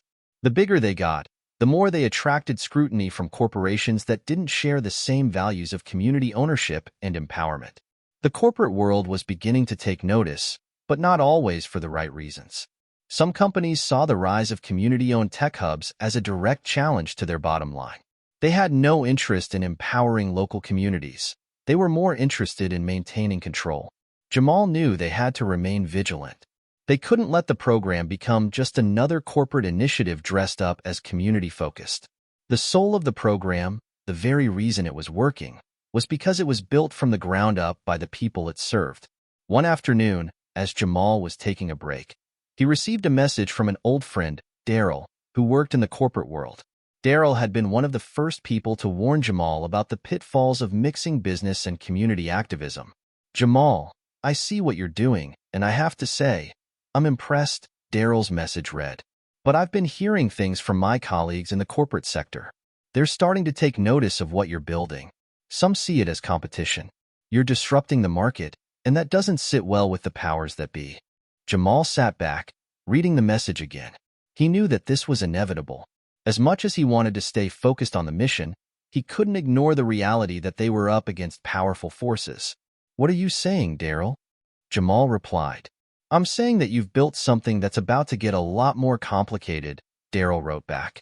"The question is, do you want to stay true to your community values, or are you willing to compromise to grow faster?" Jamal stared at the screen, feeling a mixture of frustration and fear. He had always known that the path they were on wasn't going to be easy, but now, the stakes felt higher than ever. He had to make a choice. Would he stick to the principles that had made the program successful, or would he risk losing it all in the pursuit of expansion? The following week, Jamal and Maria held a meeting to address the situation. They knew the time had come to make some difficult decisions about the future of the program. They couldn't keep all of the partners they had been approached by, but they also couldn't afford to turn away potential support that could help them scale. "We need to find a balance," Maria said as she laid out a plan on the whiteboard. "We can't compromise our values, but we also need to be realistic. This is about long-term sustainability." Jamal nodded, his mind racing. "We need to be transparent with everyone who wants to partner with us. If they want to work with us, they need to understand that this is about people, not profit. The minute that changes, we walk away." It was a hard stance to take, especially as more and more investors showed interest in backing the program. But Jamal knew that if they didn't maintain their principles, everything they had worked for could come crashing down. As Jamal and Maria began to implement stricter guidelines for new partnerships, they faced a period of uncertainty. The program's growth slowed down, and some potential backers pulled out. The pressure was mounting, but Jamal remained resolute. Then, just as the tension was at its peak, a breakthrough came. A group of influential local business owners from several cities reached out to Jamal. They had been watching the program's success and wanted to invest, but with a twist. They proposed a model where they would take a smaller cut of the profits, instead reinvesting a larger portion into community development and education programs. It was an offer Jamal hadn't expected, but it was one that aligned perfectly with his values. They were offering not just financial support, but a commitment to reinvest in the communities that had helped them succeed. It was a win-win, an opportunity to expand without compromising on the principles that had made the program so successful in the first place. The decision was made. Jamal and Maria would accept the offer. The future was still uncertain, but for the first time in months, Jamal felt like they were on the right path. The program was still evolving, but now it was growing in a way that respected the people at its core. As the new partnerships began to take shape, Jamal couldn't help but feel both excited and uneasy. The potential for the community-driven tech hubs was enormous. Yet, with every step forward, the challenges seemed to multiply. While the support they had received from local businesses and organizations was a relief, Jamal knew that the bigger they got, the harder it would be to maintain the program's original spirit.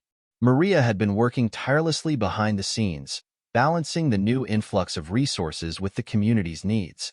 She had become the linchpin of operations, organizing meetings, coordinating logistics, and ensuring that the vision Jamal had set out for the program was still intact. But not everyone was on board. Some members of the community, who had once been enthusiastic about the project, began to voice concerns. They worried that the program was losing its grassroots feel, that it was becoming more about profits and less about empowerment. Jamal had always known that this was a risk, but hearing these concerns directly from people who had once believed in the vision hit harder than he anticipated. One evening, as Jamal sat with Maria in their makeshift office, she looked up from her laptop and sighed. "Jamal, we're starting to lose momentum. People are feeling disconnected. It's like we've become too big too fast." Jamal leaned back in his chair, rubbing his temples. "I know. It's like we're constantly treading water, trying to keep everything balanced. The pressure's starting to take its toll." Maria's eyes narrowed with determination. "We need to go back to basics. We can't just keep expanding for the sake of growth. We need to focus on what made this work in the first place, empowering the community." Jamal nodded, his mind racing. The key to their success had always been the community's involvement. They couldn't lose sight of that, no matter how many new partners they brought in or how many dollars were on the table. They needed to make sure that every decision they made was grounded in the values they had started with. The next day, Jamal and Maria called a town hall meeting. It was time to hear directly from the community. They invited everyone who had been part of the program to come and share their thoughts, concerns, and ideas for the future. As people filed into the community center, Jamal couldn't help but feel a sense of responsibility. This was the moment to reaffirm their commitment to the community. The pressure from the outside world was enormous, but if they couldn't keep the people who had been with them from the start on their side, everything would fall apart. The room was buzzing with conversation when Jamal and Maria took the stage. The turnout was larger than expected, and the energy was a mix of excitement and apprehension. Jamal took a deep breath before speaking. "Thank you all for being here. When we started this program, it was about more than just technology. It was about creating opportunities for all of us. It was about lifting up this community, about making sure that everyone had a chance to succeed. But as we grow, we're realizing that we face new challenges. And we want to hear from you. What are your thoughts? What are your concerns?" There was a murmur in the crowd before a hand shot up. It was Leah, the woman who had once been a delivery driver and now led a team at one of the tech hubs. She was one of the program's most vocal supporters, but even she had reservations. "Jamal, I believe in what we've built here, but I've heard people talking. They're worried that we're losing what makes this special," Leah said. "It feels like we're becoming just another business, and that's not why I got involved. I want to make sure we don't forget where we came from." Jamal's heart sank. He had expected this, but hearing it from someone like Leah made it all the more real. He paused for a moment, gathering his thoughts before responding. "I hear you, Leah," Jamal said, his voice steady. "I feel the same way. We cannot lose sight of the community that built this. And that means making sure that no matter how big we get, we're still rooted in the same values of empowerment and inclusion." The room grew quieter as Jamal continued. "We're going to make some changes. We'll scale, but we won't do it at the expense of the community. We'll bring in more local leaders, more local voices into the decision-making process. We'll ensure that everyone who benefits from this program has a say in how it's run. Maria added. And we'll make sure that as we grow, we're still reinvesting in the community. We're not here to build a corporation. We're here to build a movement. There was a ripple of applause throughout the room, but Jamal could tell that it wasn't just about the words. It was about the commitment behind them. The community needed to feel heard, and they needed to trust that Jamal and Maria weren't just going to sell out. After the meeting, Jamal and Maria walked to their car, the weight of the conversation still hanging in the air. They knew that they had made the right choice, but the road ahead would be just as difficult. The pressures from the outside world were relentless. They had to grow, but they couldn't let the community lose its voice. As they drove home, Jamal looked out the window, his thoughts drifting to the bigger picture. The program had already changed so many lives, but the hardest part was still to come, keeping the momentum without compromising on the mission. The next day, Jamal met with several of the local business owners who had offered support in the past. He made it clear that their new approach would involve even more community participation. If they wanted to be part of the program, they had to understand that the focus would always be on the people, not just the bottom line. As the conversation continued, Jamal realized that some of the partners would not be able to adapt to this new model. They wanted quick returns, not long-term community investment. For Jamal, that was a clear signal. If they weren't willing to commit to the community, they weren't welcome. Over the next few weeks, Jamal and Maria worked tirelessly to strengthen the community aspect of the program. They created more opportunities for local leaders to get involved, hosted community forums, and emphasized the importance of reinvestment. Slowly, the program began to regain its footing. People began to feel like they had a stake in the future once again. The community was the backbone of everything they had built, and as long as they remained true to that foundation, they could weather any storm. The renewed focus on community-driven growth brought a sense of relief to Jamal and Maria. For the first time in a while, they felt like they were in control of the direction they were headed.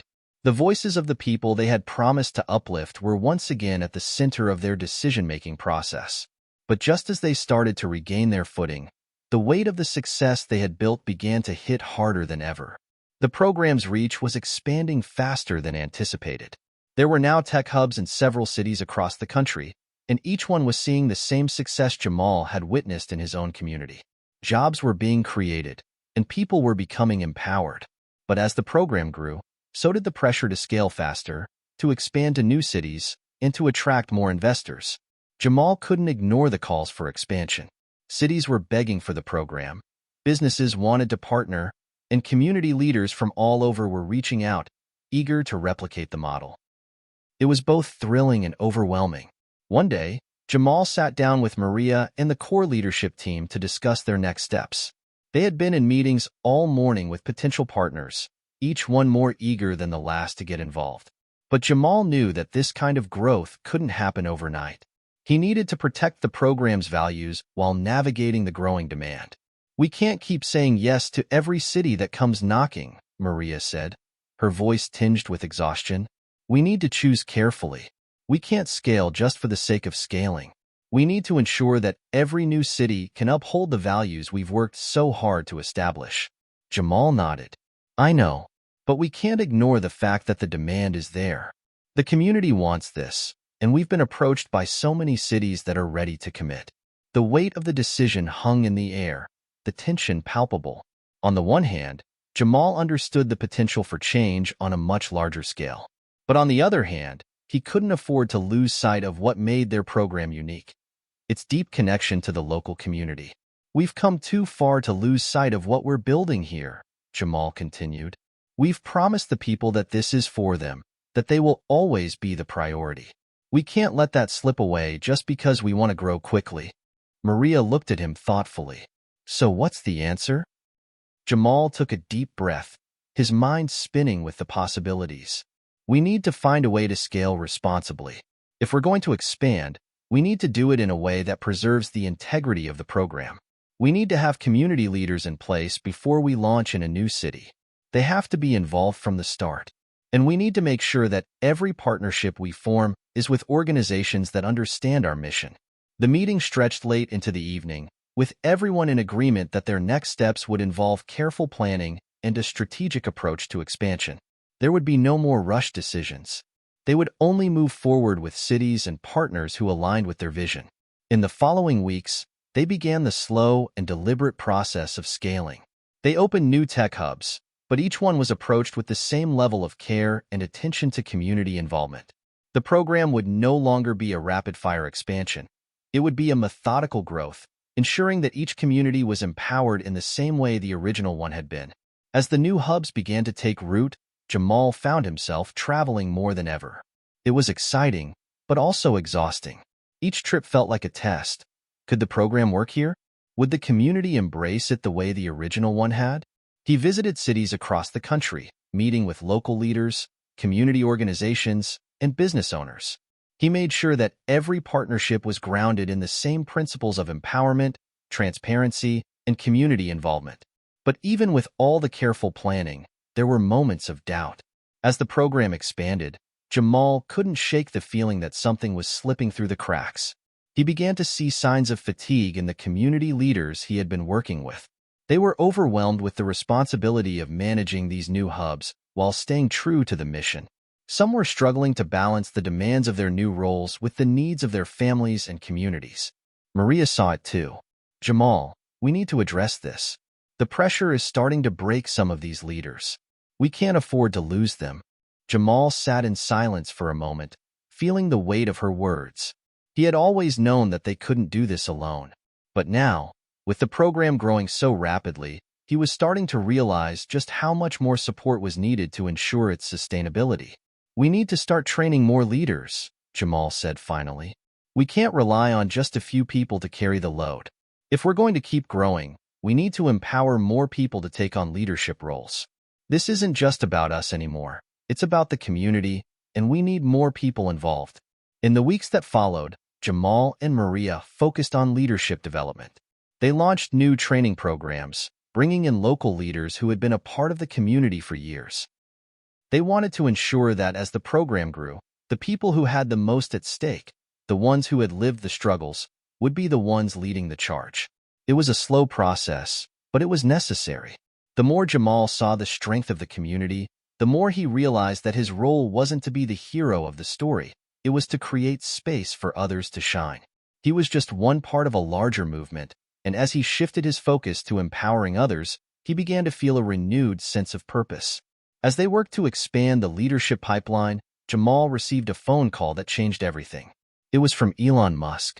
His tone was urgent, and Jamal could tell something big was about to happen. "We need to talk," Elon said. "I've been following your work, and I believe you've got something that could change the entire tech industry. I want to help." Jamal's heart raced. He had never expected a call like this, especially from someone like Elon. "What do you mean? What are you proposing?" "We need to move fast," Elon replied. "I have resources, connections, and the platform to scale this exponentially, but it's going to take a lot of work. Are you ready for that?" Jamal took a deep breath. This was the moment he had been working for. But was he ready to take the next step? Could he trust that this partnership wouldn't pull them away from their community values? Jamal sat in his office, the phone still in his hand, the weight of Elon Musk's words echoing in his mind. "I want to help," Elon had said. The magnitude of the offer was overwhelming. On one hand, it was everything Jamal had worked for, an opportunity to take the program to new heights, to make an even bigger impact. On the other hand, the question lingered. Would accepting this offer compromise everything they had built? Could they keep their values intact while working with someone like Elon Musk? Maria could see the conflict in Jamal's eyes as he paced the room. She had been in the meetings with him when they discussed the importance of maintaining control, of not getting swept up in the rush of success. But now, with this new opportunity in front of them, everything was different. "Jamal, you've got to think this through," Maria said, sitting across from him at the table. "This could change everything. We're talking about scaling at a level we've never imagined. But we can't forget where we came from." Jamal stopped pacing and sat down.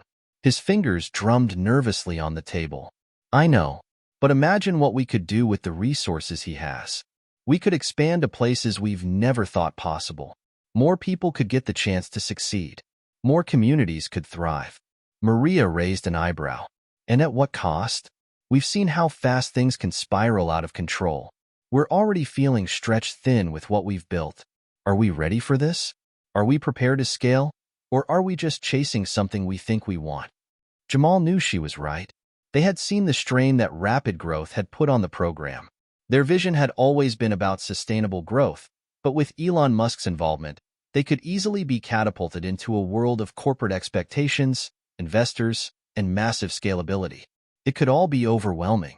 I can't shake the feeling that this is what we've been working toward, Jamal said, almost to himself.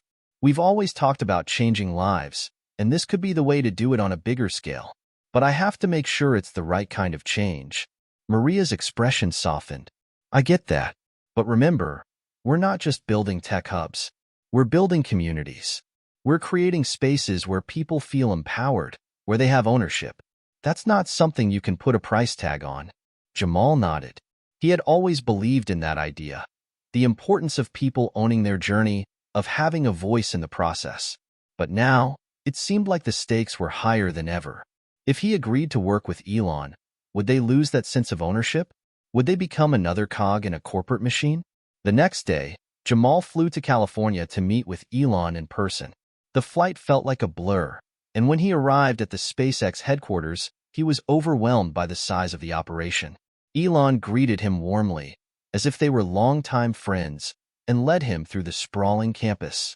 Jamal, I've been following your work for a while now, Elon said as they walked. What you've built with this program is impressive, but it's clear to me that you're just scratching the surface. You have the ability to change the world. I want to help you do that. Jamal felt the weight of the moment.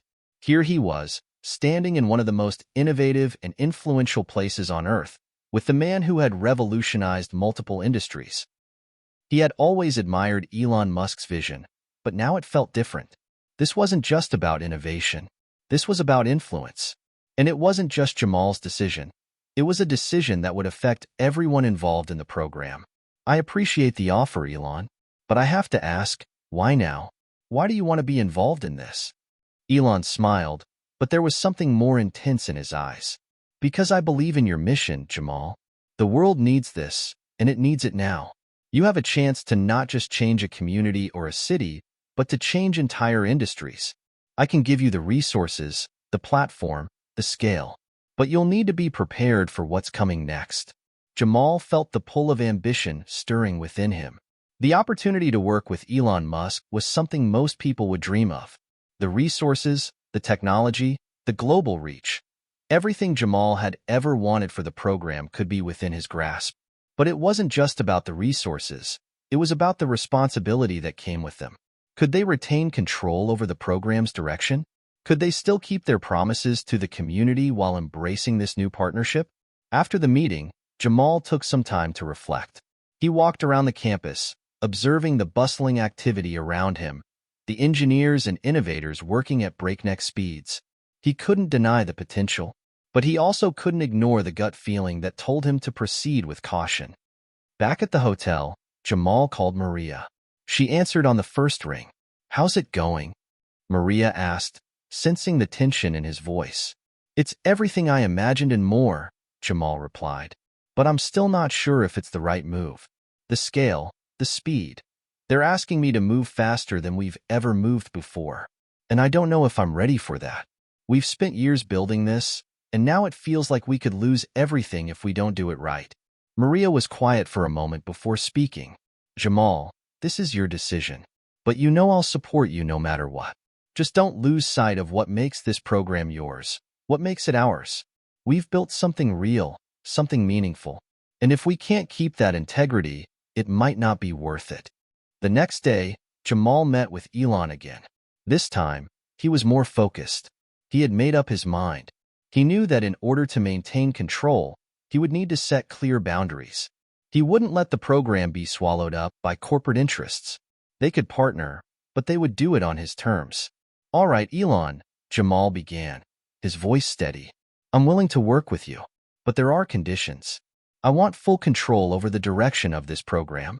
We won't compromise the community's values, and we won't lose sight of our mission. If you're willing to respect that, then we can move forward." Elon's eyes narrowed, but then he nodded. "I respect that, Jamal. I think you've got something special here. And if you're willing to take the risk, I'll back you up. As Jamal left the meeting, a sense of clarity settled over him. He had made the decision. The road ahead wouldn't be easy, but he was prepared to take it.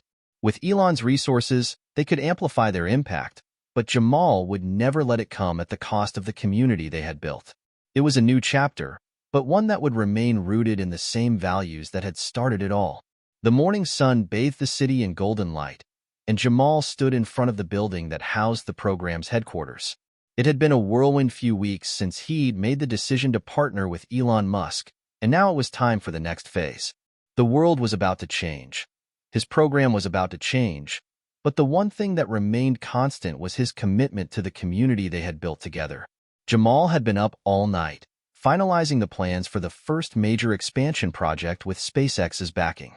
His mind raced as he thought about the possibilities. He had already made arrangements to hire more mentors, bring in better technology, and open new locations in areas that had been overlooked for far too long. This wasn't just about scaling. It was about creating new opportunities for those who needed them most. The doors of the building opened, and Maria walked in, her face filled with the same mix of excitement and trepidation that Jamal felt. She had been his right hand through all the planning, the sleepless nights, the emotional discussions. He couldn't have done this without her, and now, she was here to see it all come to life. "Are we ready for this?" Maria asked, her voice steady but laced with the same uncertainty Jamal had been carrying. Jamal smiled, though it didn't fully reach his eyes. "We're as ready as we'll ever be. The real work starts now." Together, they walked into the main meeting room, where the team had gathered. The air was thick with anticipation. The room was filled with people who had dedicated their lives to the program, people who had shared Jamal's vision from the very beginning. Some were nervous, unsure of how this new partnership with Elon Musk would affect their work. Others were excited about the potential for growth and change. But all of them were united by one common goal: to make a difference. As Jamal took his seat at the head of the table, he looked around at the faces of his team. There were a few new ones, hired to help with the expansion, but the core group was still there, standing strong in their commitment. He cleared his throat and spoke. "I know many of you have questions about what this new partnership means for the future of the program. We're stepping into uncharted territory, and it's natural to feel both excited and apprehensive. But I want to make one thing clear. This program will always be about the community. It's about creating opportunities for people to thrive, not just survive.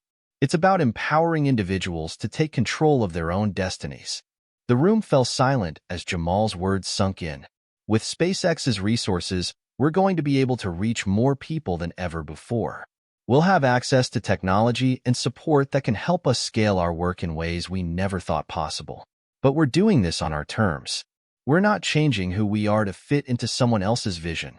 We are the vision." Maria stood up and nodded. "We've worked too hard to get here to let anything, or anyone, derail our mission. The community is our heart, and we're not losing that. We're just growing, expanding, and creating even more opportunities to do what we've always done." The team nodded, some of them more convinced than others, but all of them ready to take on the challenge. As the meeting continued, Jamal felt a sense of pride in the room. There was still uncertainty, but there was also a shared determination. They had a plan, and they were going to execute it together. The partnership with Elon Musk, despite its complexities, was an opportunity they couldn't ignore. But it didn't have to define them. They would define it. After the meeting, Jamal took a moment to step outside and look at the skyline. The city was bustling with life, and it felt like everything was in motion. It wasn't just the buildings and the cars. It was the people, moving, growing, striving for something more. And for the first time in a long time, Jamal felt that same energy in his own veins. He had made the right decision. They had made the right decision. Later that week, Jamal stood in front of a large group of students in a newly opened facility in a neighborhood that had long been overlooked. The walls were decorated with vibrant murals, each one telling the story of the community they had come from. This was more than just a place to learn. It was a space to create, to grow, to dream. "Welcome to the future," Jamal said as he looked out over the group. "This is just the beginning. You are here because you have the drive, the talent, and the heart to change the world. And we're here to help you do it. Together." The students cheered, their faces full of excitement and hope. Jamal couldn't help but smile. This was why he had fought so hard to keep the program true to its roots. The students weren't just participants, they were the future. As Jamal looked around, he saw Maria at the back of the room, smiling proudly. She had been his partner through every challenge, every success, and now, they were standing on the brink of something bigger than either of them could have imagined. This was their moment. This was their legacy. Jamal sat alone in his office, looking out over the city as the sun began to set. He thought back to the moment when he had helped Elon Musk with the flat tire, to the moment when his life had changed forever. It had been a leap of faith, a decision to take a risk, but he had never once regretted it.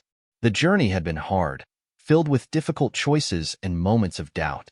But in the end, Jamal had remained true to his purpose. He had built something that mattered, something that would endure. The community that had supported him from the beginning was still there, and now, with the help of Elon Musk and his resources, they could reach even further. But more than anything, Jamal knew that the true power of their work wasn't in the money or the technology. It was in the people. It was in the students who walked through those doors every day, ready to change the world. It was in the communities that were being transformed by hope and opportunity. Jamal stood up, looking out the window once more. He had done it. They had done it. And this was just the beginning.